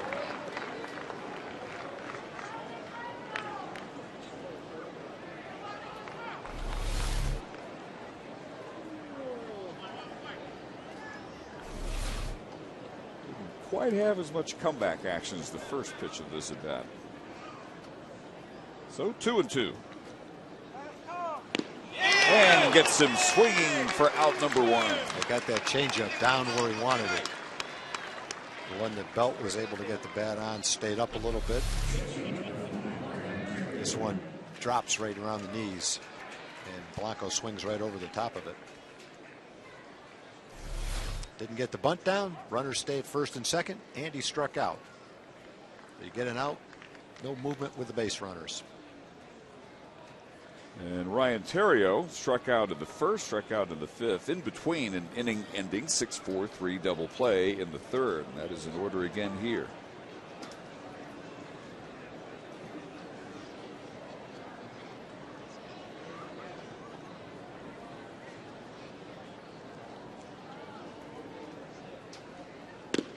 Tatayama worked day before yesterday against the Padres, gave up 5 runs, all by way of 3 home runs.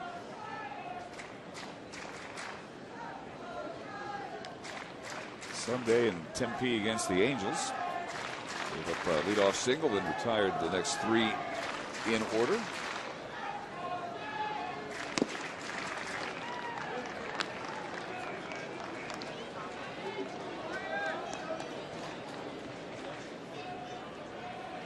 Until Tuesday, his spring ERA was 1.29. And 4 earned runs in 2 innings. That will affect your ERA. Jumped it up to an even 5. Behind Theriot, 2-0. There's a strike at the knees.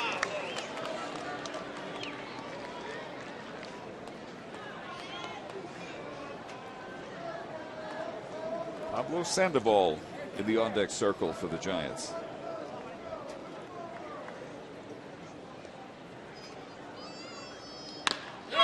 Line drive, base hit just over Hernandez. Burris is headed home, and the Giants take the lead. Throw gets to the backstop, and now Tateyama down to first base. And the rundown, and the runner will be out at third base. So the Giants get the run and the 3-2 lead. Well, the ball obviously got by the catcher. The runners thought they could advance, but Tateyama is right where he should be, backing up the play. Sometimes you see the pitcher get too close to the catcher, and the ball goes by him too. But Tateyama is all the way back up against the screen, so he's in great position to pick the ball up. When Terrio goes too far around first base, Morland gets him in a rundown. And then Morland, with the benefit of a good, strong throwing arm, makes an accurate throw to third base to get Whiteside trying to go to third. Oh, actually he didn't. Hernandez didn't hang on to that throw. So the Rangers get a huge break there, and Giant fans not happy that Sandoval will be walked to load the bases. But Whiteside out. Scored 7-1-3-5 at third base. Terrio now at second. And now they have allowed Whiteside to stay. So first the call was out, and it has been correctly called that the ball was dropped. And so second and third now becomes loaded bases for Brett Pill.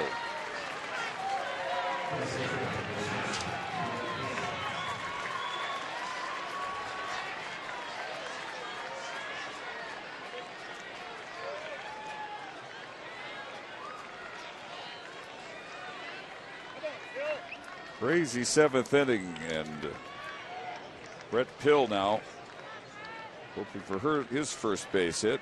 He has struck out, twice popped to short.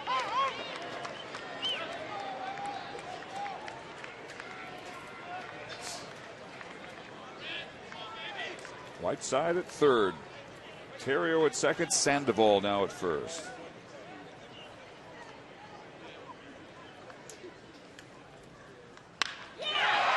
Sharp one hopper. Hernandez gets the out at second base, safe at first. Whiteside scores. And a 3-run seventh inning on the board for the Giants, now up 4-2. That would have been a beautiful double play. If Hernandez was able to turn that, would have been his fourth nice play, because that was a rope by Pill. He blocked it and actually turned it pretty nicely, but Pill just able to beat it to first base. That would have been another great play.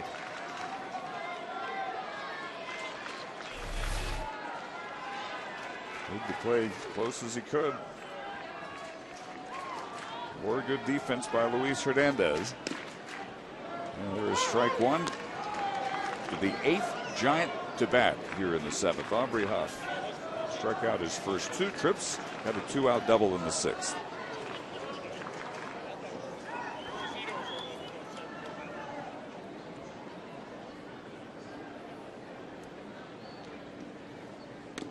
Three runs on 4 hits here in the top of the 7th inning. So the Giants out hitting the Rangers now 10-2.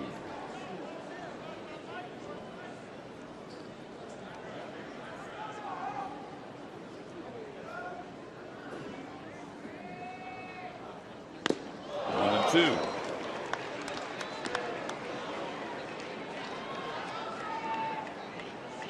Tateyama's problems began with the leadoff hitter, Brandon Belt.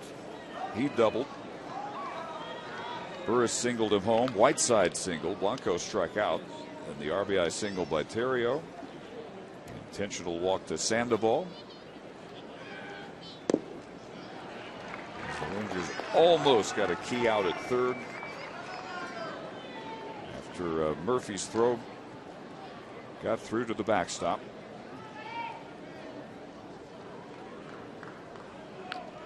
Side scoring from third, as it turned out.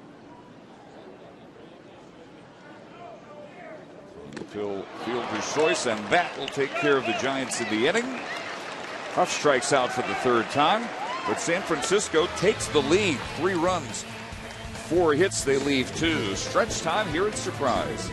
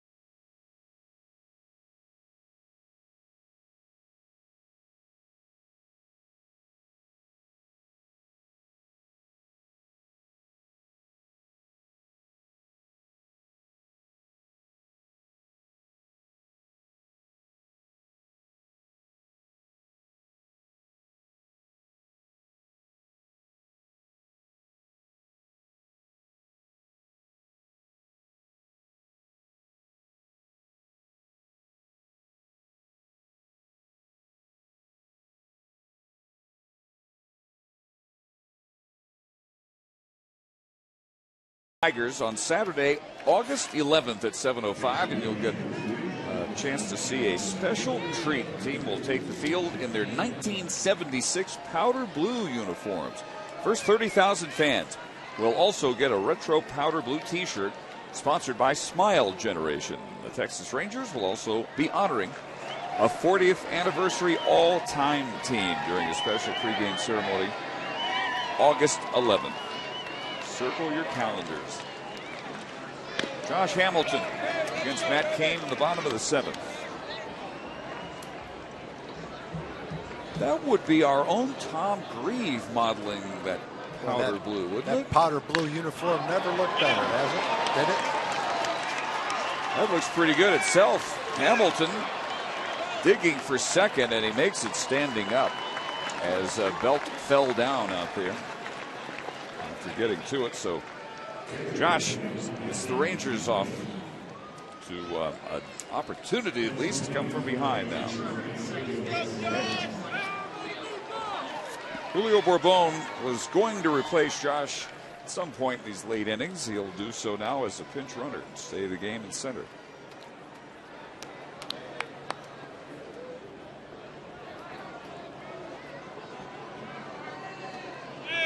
Hamilton leaves the game 1 for 3. Here is Mike Napoli. He got the Rangers scoring started with a leadoff homer in the 2nd. Next time up, he was caught looking. And Hamilton's double, giving the Rangers their first base runner since a 3rd inning walk to David Murphy. 10 in a row have been retired by Cain. Besides that walk, only 2 other base runners. Napoli and Morland with the back-to-back homers in the 2nd. 4 runs on 10 hits, no errors for the Giants. 2 runs on only 3 hits. 2 errors for the Rangers. Hernandez charged with that error on the throw at 3rd. In the top of the inning.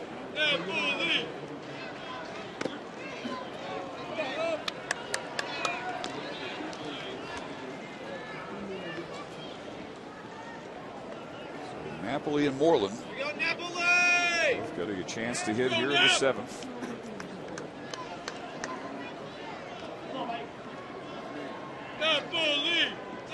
His last night getting a come from behind victory. Trying to pull one off again.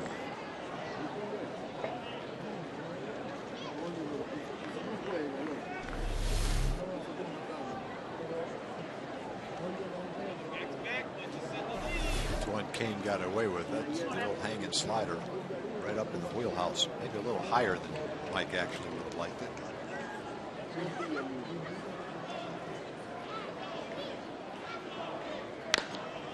Popped up. Hill I got it. just crosses over into foul ground.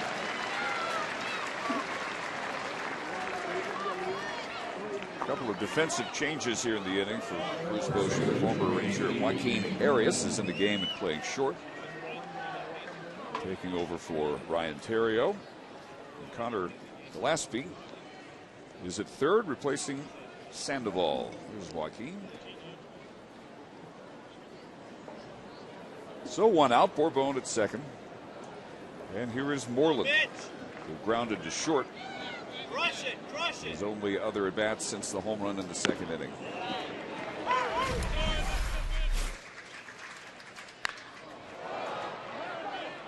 Just destroyed a 3-2 pitch from Kane. Classic, healthy Mitch Moreland swing on display there. Line drive to Arias for out number 2. Mitch hits it right on the nose again. A cannon ball this time.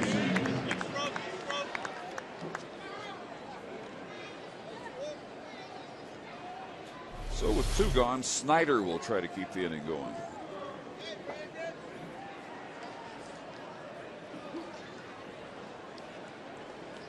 Mitch going with that pitch at the outside half of the plate.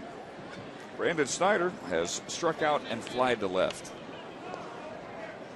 Took Brandon Belt right up against the wall for the first out of the 5th.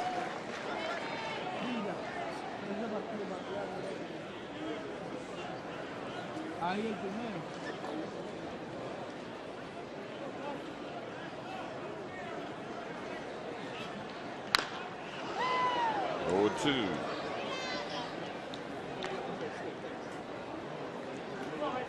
Matt Cain, the Giants' workhorse, has never missed a start because of injury in his first 6 years. 30-plus starts every year. 200 innings or more the last 5 years. San Francisco Giant history, only Juan Marichal, Gaylord Perry, Jack Sanford, and Jim Barr put together streaks like that one.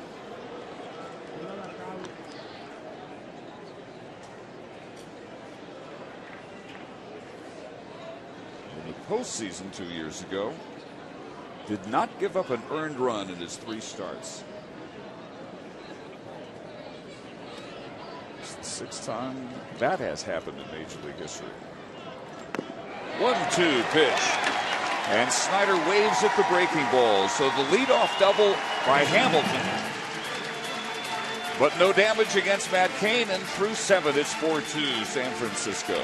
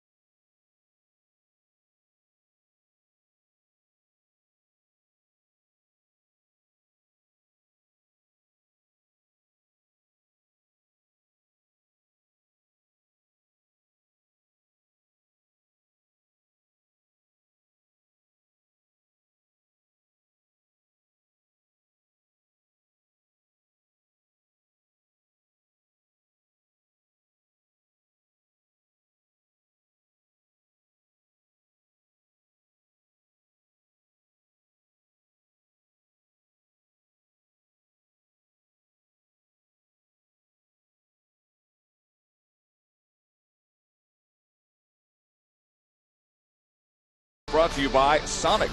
It's new, it's better. It's the new Sonic Good.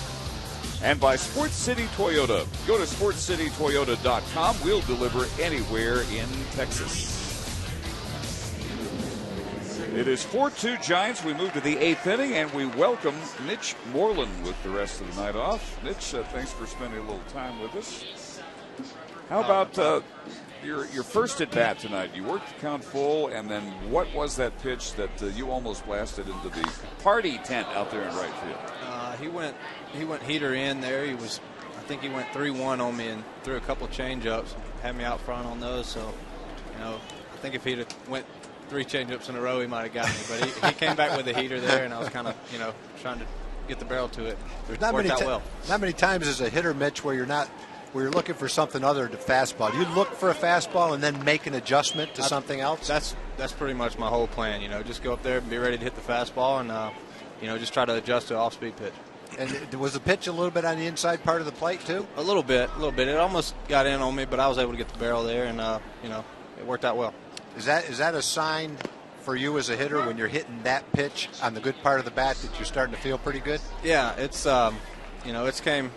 been good for me here lately, and it seems like it's working out, and I feel like I'm adjusting every at bat and able to put stuff together now, and that's what spring training is about, just trying to get that feel before you get ready for the regular season. To pitch to Nate Shearholz popped up, taken by the new second baseman Larry Garcia, first out of the 8th. Mitch, what about the injury that you had last season, your surgery? Where does that stand right now? Is that a non-issue right now, or is it still giving you a little problem? Right now, it's great. I haven't had any pain all spring training from it. I've done some precautionary stuff, just going in and getting a litle treatment on it here and there, and just staying on top of it. But it's not because it's bothered me in any way. It's been great all spring, and thanks to our training staff, they've kept a good eye on it, good check on it, and kind of put me on a few swing count early in camp, and now I'm off of that, just kind of doing my regular usual routine, and I'm feeling great. Did you ever figure out how that injury happened? I really don't know. I don't know if it was just the wear and tear of the season. I don't know. It's just one of those things. It's a grind, and everybody's always fighting through something, and it just happened to be a kind of my deal. That's what I was trying to battle through. Now that we have you on camera, can you give us a little show and tell and show us exactly where the bone was that they removed? The fusiform bone? Oh, I got a little guard on it that I've been wearing for the spring, just padding. But that was that's the scar right there. And they say that's a pretty rare injury for a baseball player, right? Yeah, that's what the doc said. He said it was more like a football player or a hockey player injury, and he said it was maybe an impact fracture or something that there was something that might have hit it or broke that bone, and then it kind of got a little edge on it, and that's what was messing, kind of grinding on cartilage in there. And I don't know. I'm not very good with my medical terms, but I know it didn't feel good. So, well, the good thing is it feels good now. Right? It feels great now. So, I can't ask for much more. Well, Mitch, we appreciate your spending some time with us here. Congratulations on the home run tonight. Thank you so much.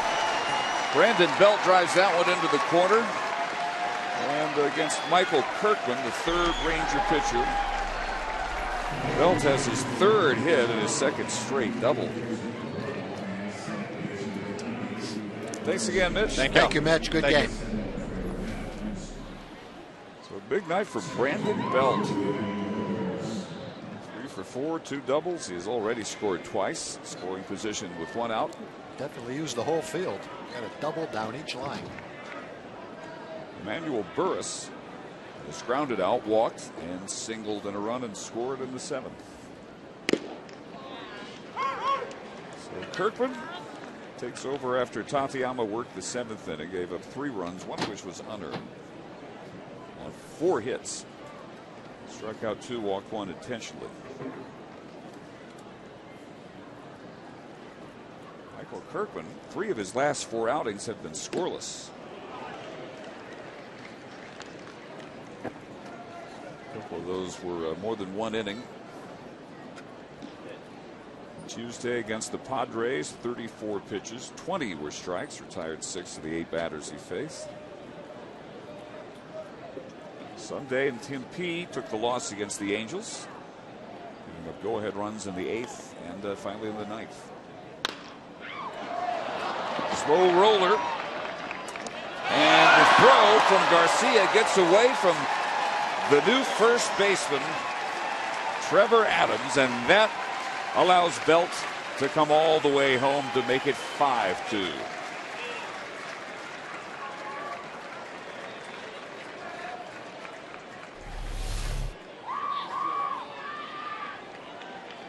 Garcia gets to it in pretty good shape and just makes a bad throw to first base.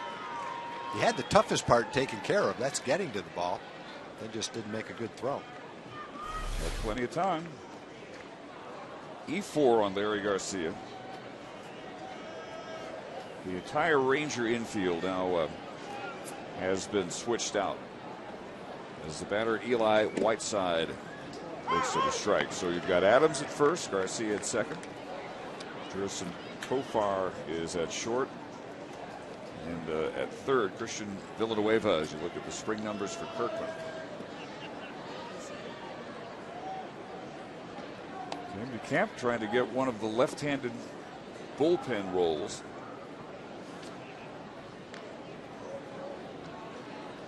He's had some good outings, and 3 where he's been roughed up pretty badly. 4 runs, 3 earned on 5 hits March 4th. 2 innings against Kansas City. 4 days later against the White Sox, 2 innings. 3 runs all earned on 4 hits. And game in Tempe last weekend, an inning and a third. 4 runs, 3 earned on 5 base hits.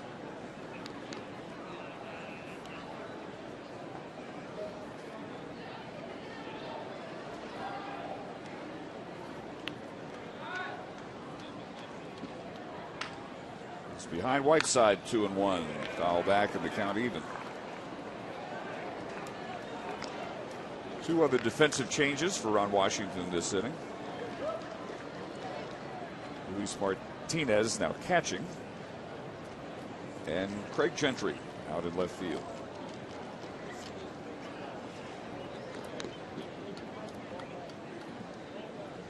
So the only starter still in the game is out right field, Joey Butler.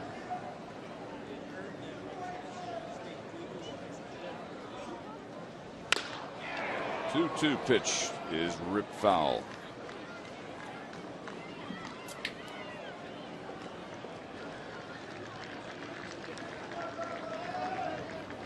Any questions about the Rangers starting rotation were answered this afternoon by Ron Washington, confirming that the rotation he has been using will be the one that he goes into the regular season with. Colby Lewis will have his first opening day start ever. Derek Holland in game 2. Matt Harrison will start game 3. Yu Darvish is the number 4 starter, and Neftali Feliz will be in the number 5 slot. Bullpen roles not quite as certain. Here's how they will line up against the White Sox and the Mariners at the ballpark in Arlington beginning a week from tomorrow.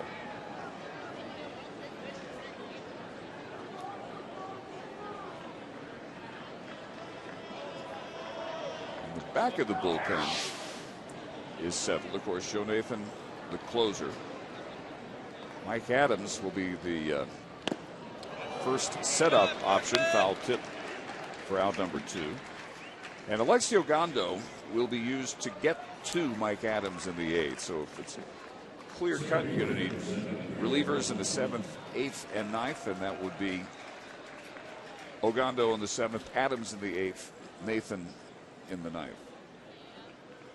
And before that, you would have a Scott Feldman. Michael Kirkland hopes that he will be somewhere in that mix as well.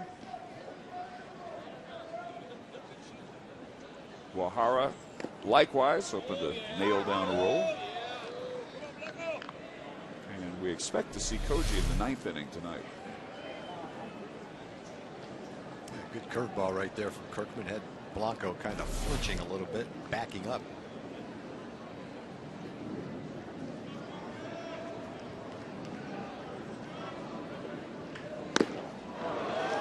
back with heat, 94 miles an hour. It's 0-2.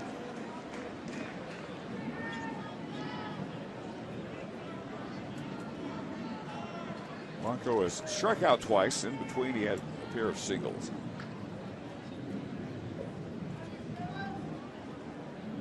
$11 hits for the Giants, only 3 for the Rangers against Matt Cain. Runner goes, and it is fouled off. Burris taking off from second base. Rangers have as many errors as they have hits tonight. Got the bullpen there is Koji Uehara.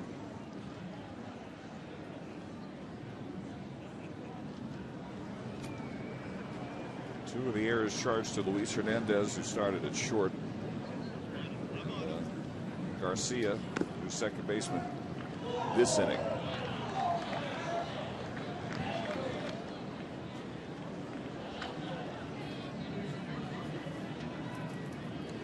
Remember, tomorrow night we're back here on TX 821 at 9 o'clock start against the Colorado Rockies, and Yu Darvish will be on the mound for the Rangers. Seen for Colorado.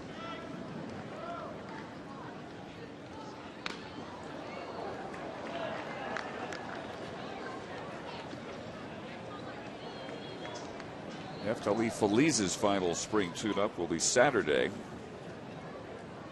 It'll be against the Cleveland Indians. No TV for that game. It'll be on the Rangers radio network, 103.3 FM in Dallas, a 9 o'clock start.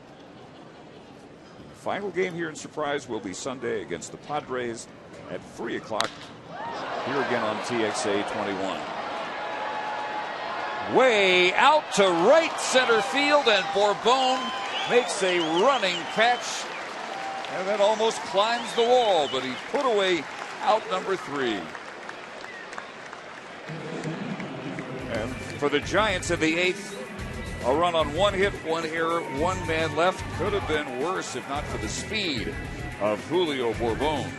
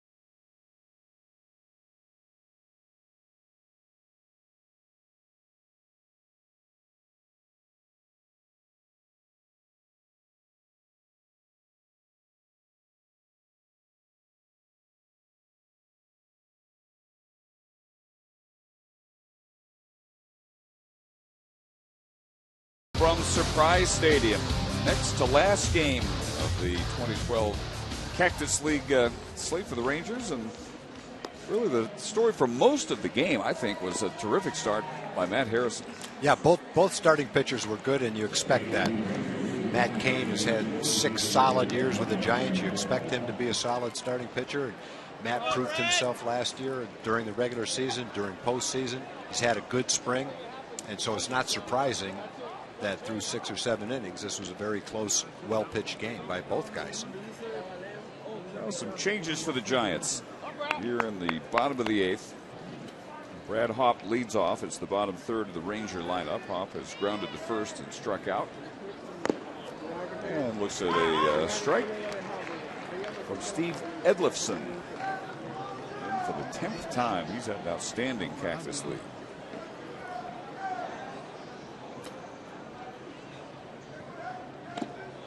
Quickly in front of Hawk. Other changes, he's throwing to a new catcher, Hector Sanchez. Jarrett Parker replaces Belt in left field. Juan Perez in center field for Blanco.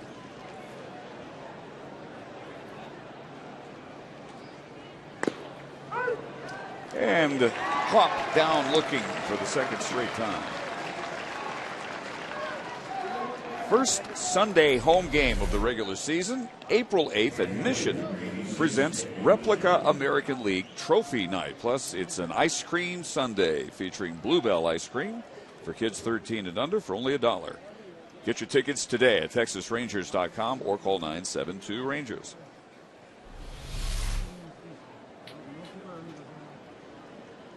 Joey Butler's gone all the way in right field. Ellie Cruz getting an extra day off. And both times Butler's flied out to right field.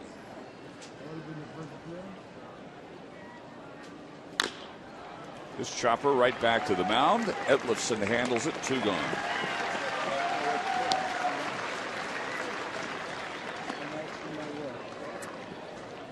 And that evidently will be the only 2 batters for Etlefson to face tonight as Dave Brigetti, Giants pitching coach, comes out, and he was motioning to the bullpen.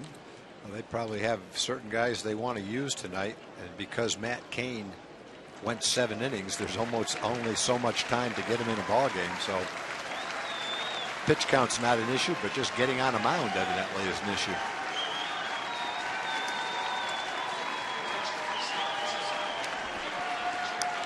Jeremy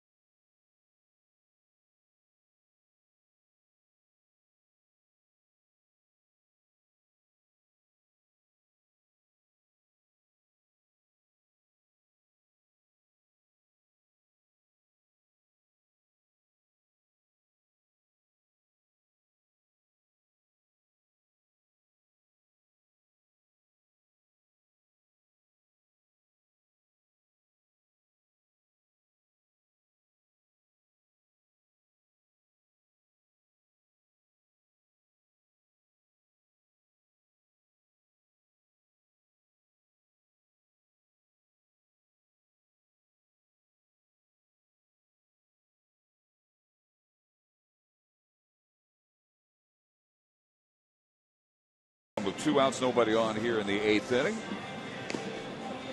And he will face, as you look at his numbers for the spring, Jurickson Profar. Profar taking over for Luis Hernandez at short. And this is a young 19-year-old who has really generated an awful lot of intrigue. Youngest player at Low A Hickory last year, one of the youngest players in the entire South Atlantic League. And he ended last year with a terrific honor, the Tom Grieve Minor League Player of the Year in the Rangers system. Yeah, and he's not just a star in the Ranger system. He's recognized throughout baseball. A lot of people, a lot of publications think he's the #1 shortstop prospect in all of baseball. And when you see the numbers he's put up for a kid his age, essentially a high school senior going to a league where the college kids were, I'm not sure what the average age would be, maybe 22, maybe 23, somewhere around in there. He's 19 years old.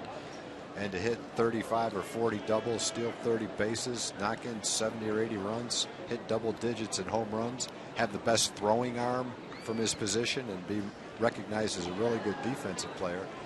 It tells you the kind of prospect he is. He's not a big kid. He's slightly built, but he's wiry and strong. When you talk about prospects, that famous Baseball America top 100 list, he's right in the top 10 for sure. They had him as the low Class A Player of the Year last year. That's pretty impressive. South Atlantic League MVP. This was as an 18-year-old last year. He's a switch hitter from Curacao.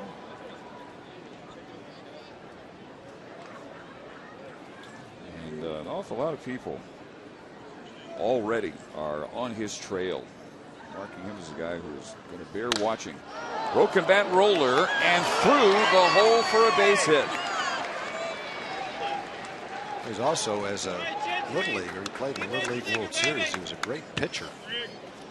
And I think everybody liked him as a position player, but if he wasn't a position player, he probably could have been signed and been a professional prospect as a pitcher. The kind of arm he's got. It's a pretty good pitch, a little bit toward the end of the bat. Runs it through the infield. Just his second at bat of the spring and his first hit.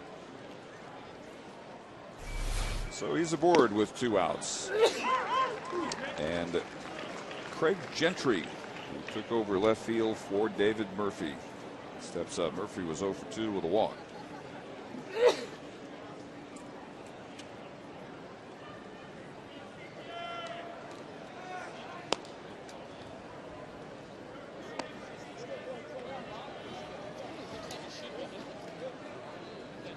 Boy, the Rangers in good shape with young shortstops, Elvis Andrus and this kid in the waiting, moving up the system behind him.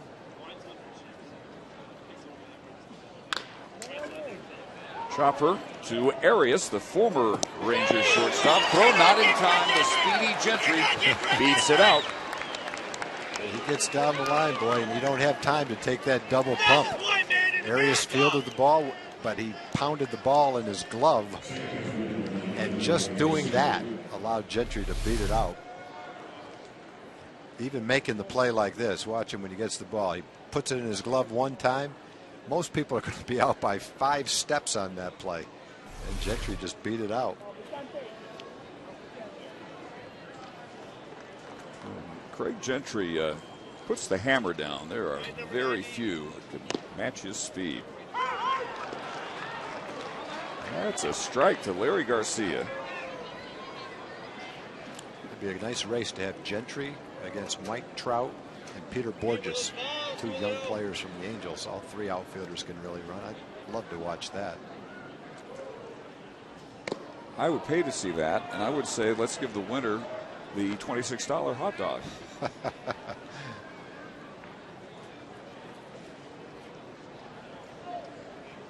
And then run the race again, and we'll know exactly what the effect of that hot dog will be. Gonzalez was 0 for 3 as the starting second baseman for the Rangers. And again, Affeldt is 1 strike away from getting this game to the 9th inning. But the Rangers do have the tying run at the plate. After back-to-back hits by Profar and Gentry. And it takes care of Garcia. 2 strikeouts, 2 hits, 2 men left in the Ranger 8th. On to the ninth, 5-2 San Francisco.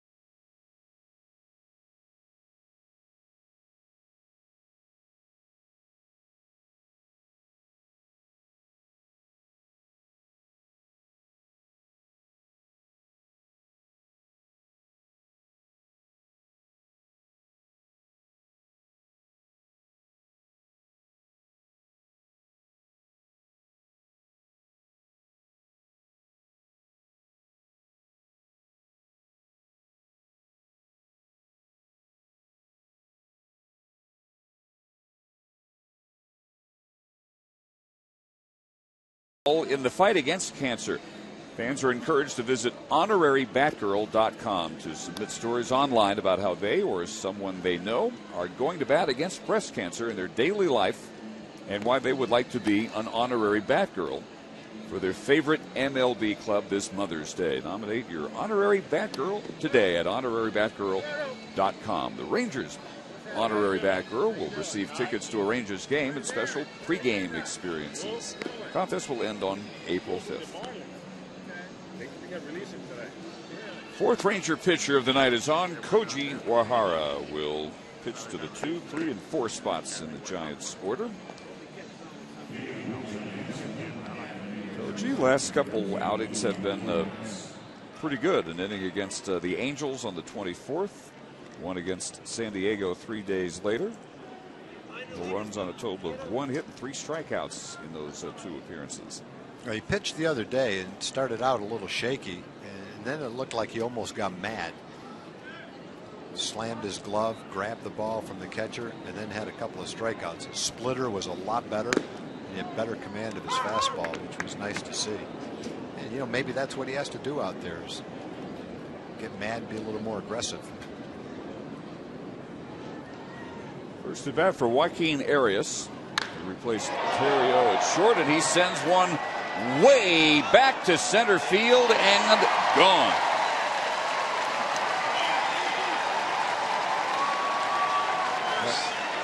First home run of the spring for Joaquin Arias. And the Giants lead it 6-2. Well, Koji's been giving up a lot of home runs, and the reason why is his fastball is pretty straight.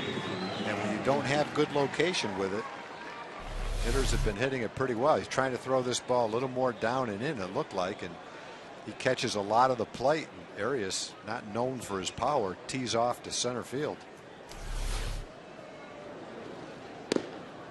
This is Connor Gillespie. Took over third for Pablo Sandoval. Home run continues to be an issue for Koji Wahara.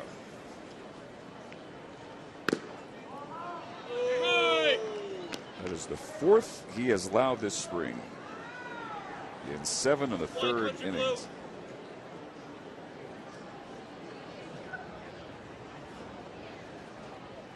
Only Yoshi Tateyama has allowed as many as 4 homers. Now he's got company. Pat Harrison started. Mostly brilliant at his 6 innings, 90 pitches. Gave up a run on 6 hits, struck out 7, walked only 1. Tateyama worked the 7th when the Giants took control of the game. 3 runs, 2 of which were earned on 4 hits, a walk, and 1 error in the inning. Tateyama struck out 2. Kirkman worked the 8th. Gave up a run on 1 hit. He also had 1 strikeout. Now Wahara in the top half of the 9th. In the Ranger ninth, the 3, 4, and 5 hitters are due up. It would be Bourbon, Luis Martinez, and Trevor Adams.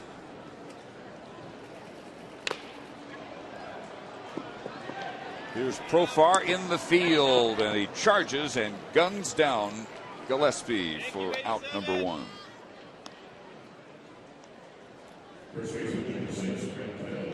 Talked about some of the offensive talent he's already displayed in the low minors.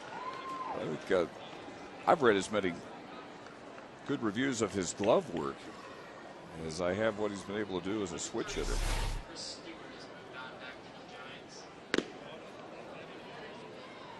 Brett Pill could not hold up on the check swing. Pill 0 for 4, had an RBI on a fielder's choice in the 3-run Giants 7th.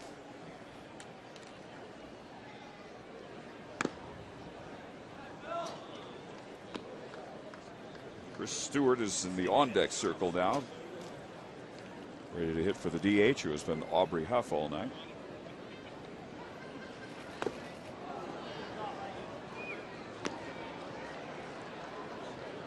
1 and 2 to Pill. Only Pill and Emmanuel Burris at second have gone all the way for Bruce Bochy. There it is. There's a call, strike 3 at the knees. That's a little better because O'Hara utilized his splitter Yeah, you're and out. then hit his spot. Pill didn't like the call. And it was a borderline pitch. The call went O'Hara's way, but the point is it wasn't a fastball straight and right down the middle. Looked like a good pitch. That's where he's trying to throw it. That's where he's trying to throw the pitch to Arias that Arias hit out of the ballpark, just missed his spot. And he doesn't have the kind of fastball that he can miss his spot out over the plate.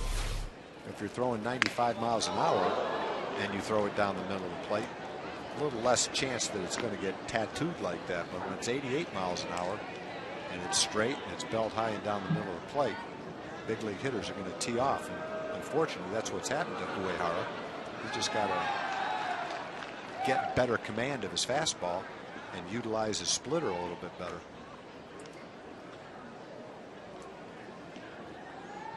Look at the numbers he had when the Rangers acquired him at the deadline last year from Baltimore, and you just have to scratch your head. He was almost unhittable. Definitely got a track record, but joined a new team, might have lost his confidence. But with the track record, you know the talent's there, and he can get it back. He's got to keep working at it. Biggest thing seems to be if you'll get that splitter to come around. It is a deadly pitch when he's got it working right.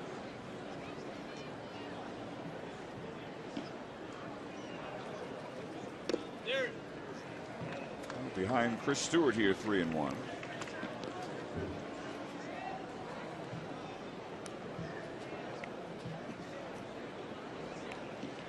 Six runs on 12 hits. No errors for the Giants. 2 runs, 5 hits, 3 errors for the Rangers. Oh, yeah. O'Hara now a strike away from getting this game into the bottom of the ninth. Rangers led it until the 7th. On the strength of back-to-back home runs in the second by Mike Napoli and Mitch Moreland off the starter Matt Cain.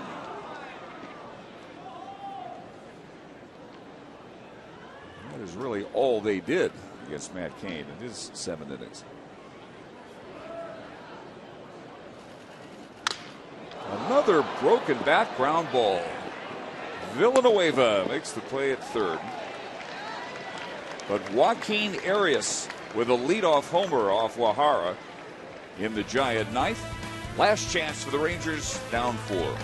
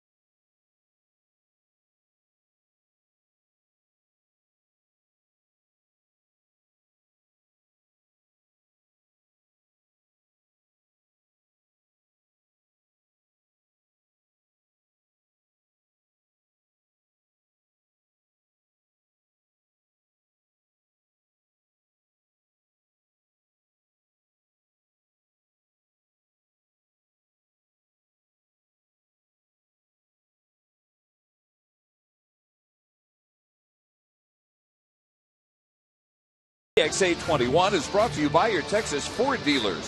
Ford is the best in Texas. By TXU Energy, the right things right now. Call 866 call TXU today. And by InsuranceDepot.com. Get a car insurance quote in 5 seconds at InsuranceDepot.com. Julio Bourbon leading off the Ranger ninth, down 6-2.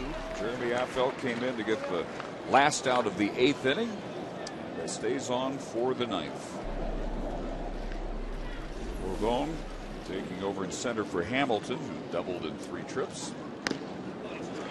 Big looping curve in for strike 2.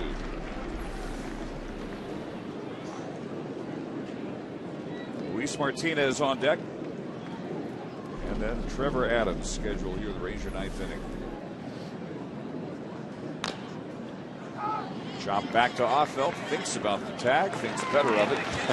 Realized he couldn't catch him. Well, then he can. And Bourbon out 1-3.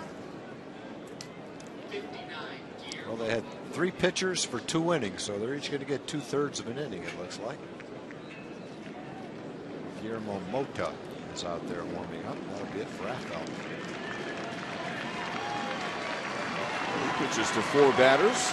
Gives up 2 hits, retires the other 2, and gives way to the veteran Mota.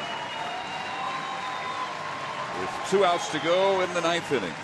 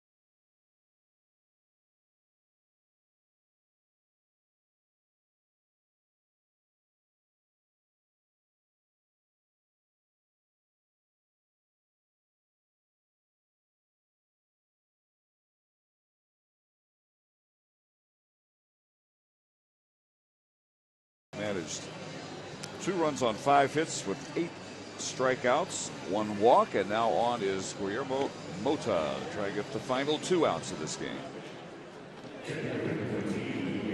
Yeah, Mota's a veteran late inning reliever, having a decent spring.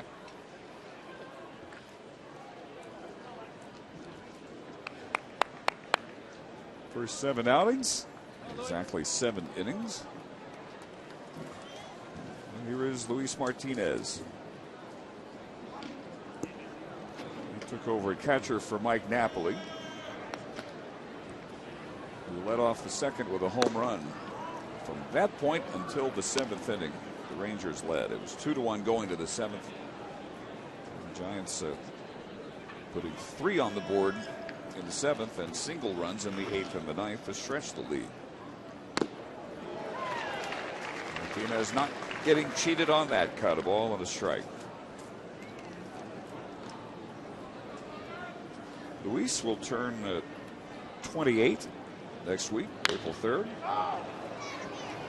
Long run over there for sheer Holtz, and he can't get it, but luckily for Nate, it is a foul ball. It's 1-2. Martinez.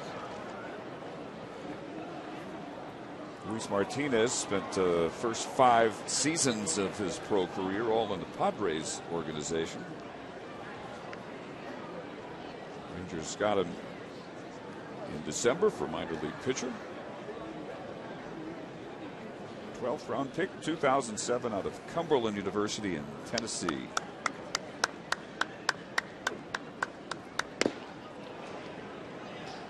Outside 2-2. Here you go.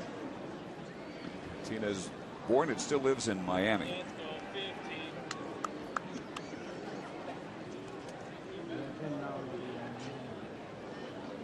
Has played 22 games in the majors.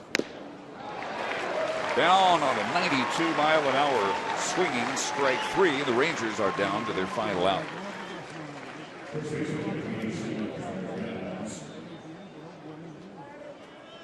That's good experience for the young Rangers, the minor leaguers. They get a chance to come up to these games frequently. Hopefully they get a play to make out in the field and get at least one at bat, sometimes two, against big league pitchers. This gives them a little bit of an idea what they're shooting for. Nice reward, I think, for a lot of them who are working hard and playing well in minor league camp. To come up and have the night in front of the fans, playing a big league game, big thrill for them. This is the first spring at bat for Trevor Adams. And the count evens at 1-1. Adams took over first base for Mitch Morland, who homered in 3 trips.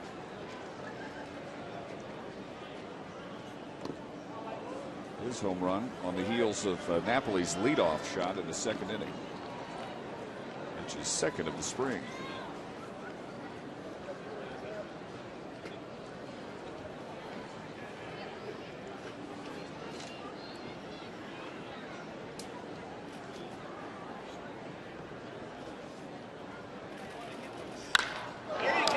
And a base hit in the gap. Left center field, goes all the way to the wall. And Trevor Adams, in his first Cactus League at bat, comes up with a 2-out 9th inning double. A nice smile on his face. That's one of the harder hit balls of the night right there. Hit that right on the sweet part of the bat, boy. A pitch to hit and drove it into the gap. It gives Villanueva a chance to bat.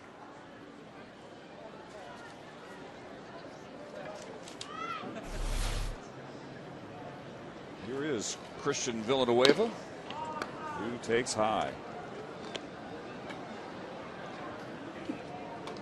Also the first Cactus League at bat for Christian.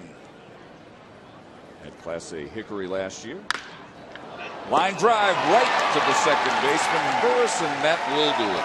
Another hard hit ball. Hit that ball right on the good part of the bat, just like Trevor Adams did. So the Rangers see their 3-game winning streak come to an end. They drop to 9-17-1. And the Giants improved to 16-11 with 3 ties. 6-2 San Francisco, our final. We'll be back to wrap this one up in a moment.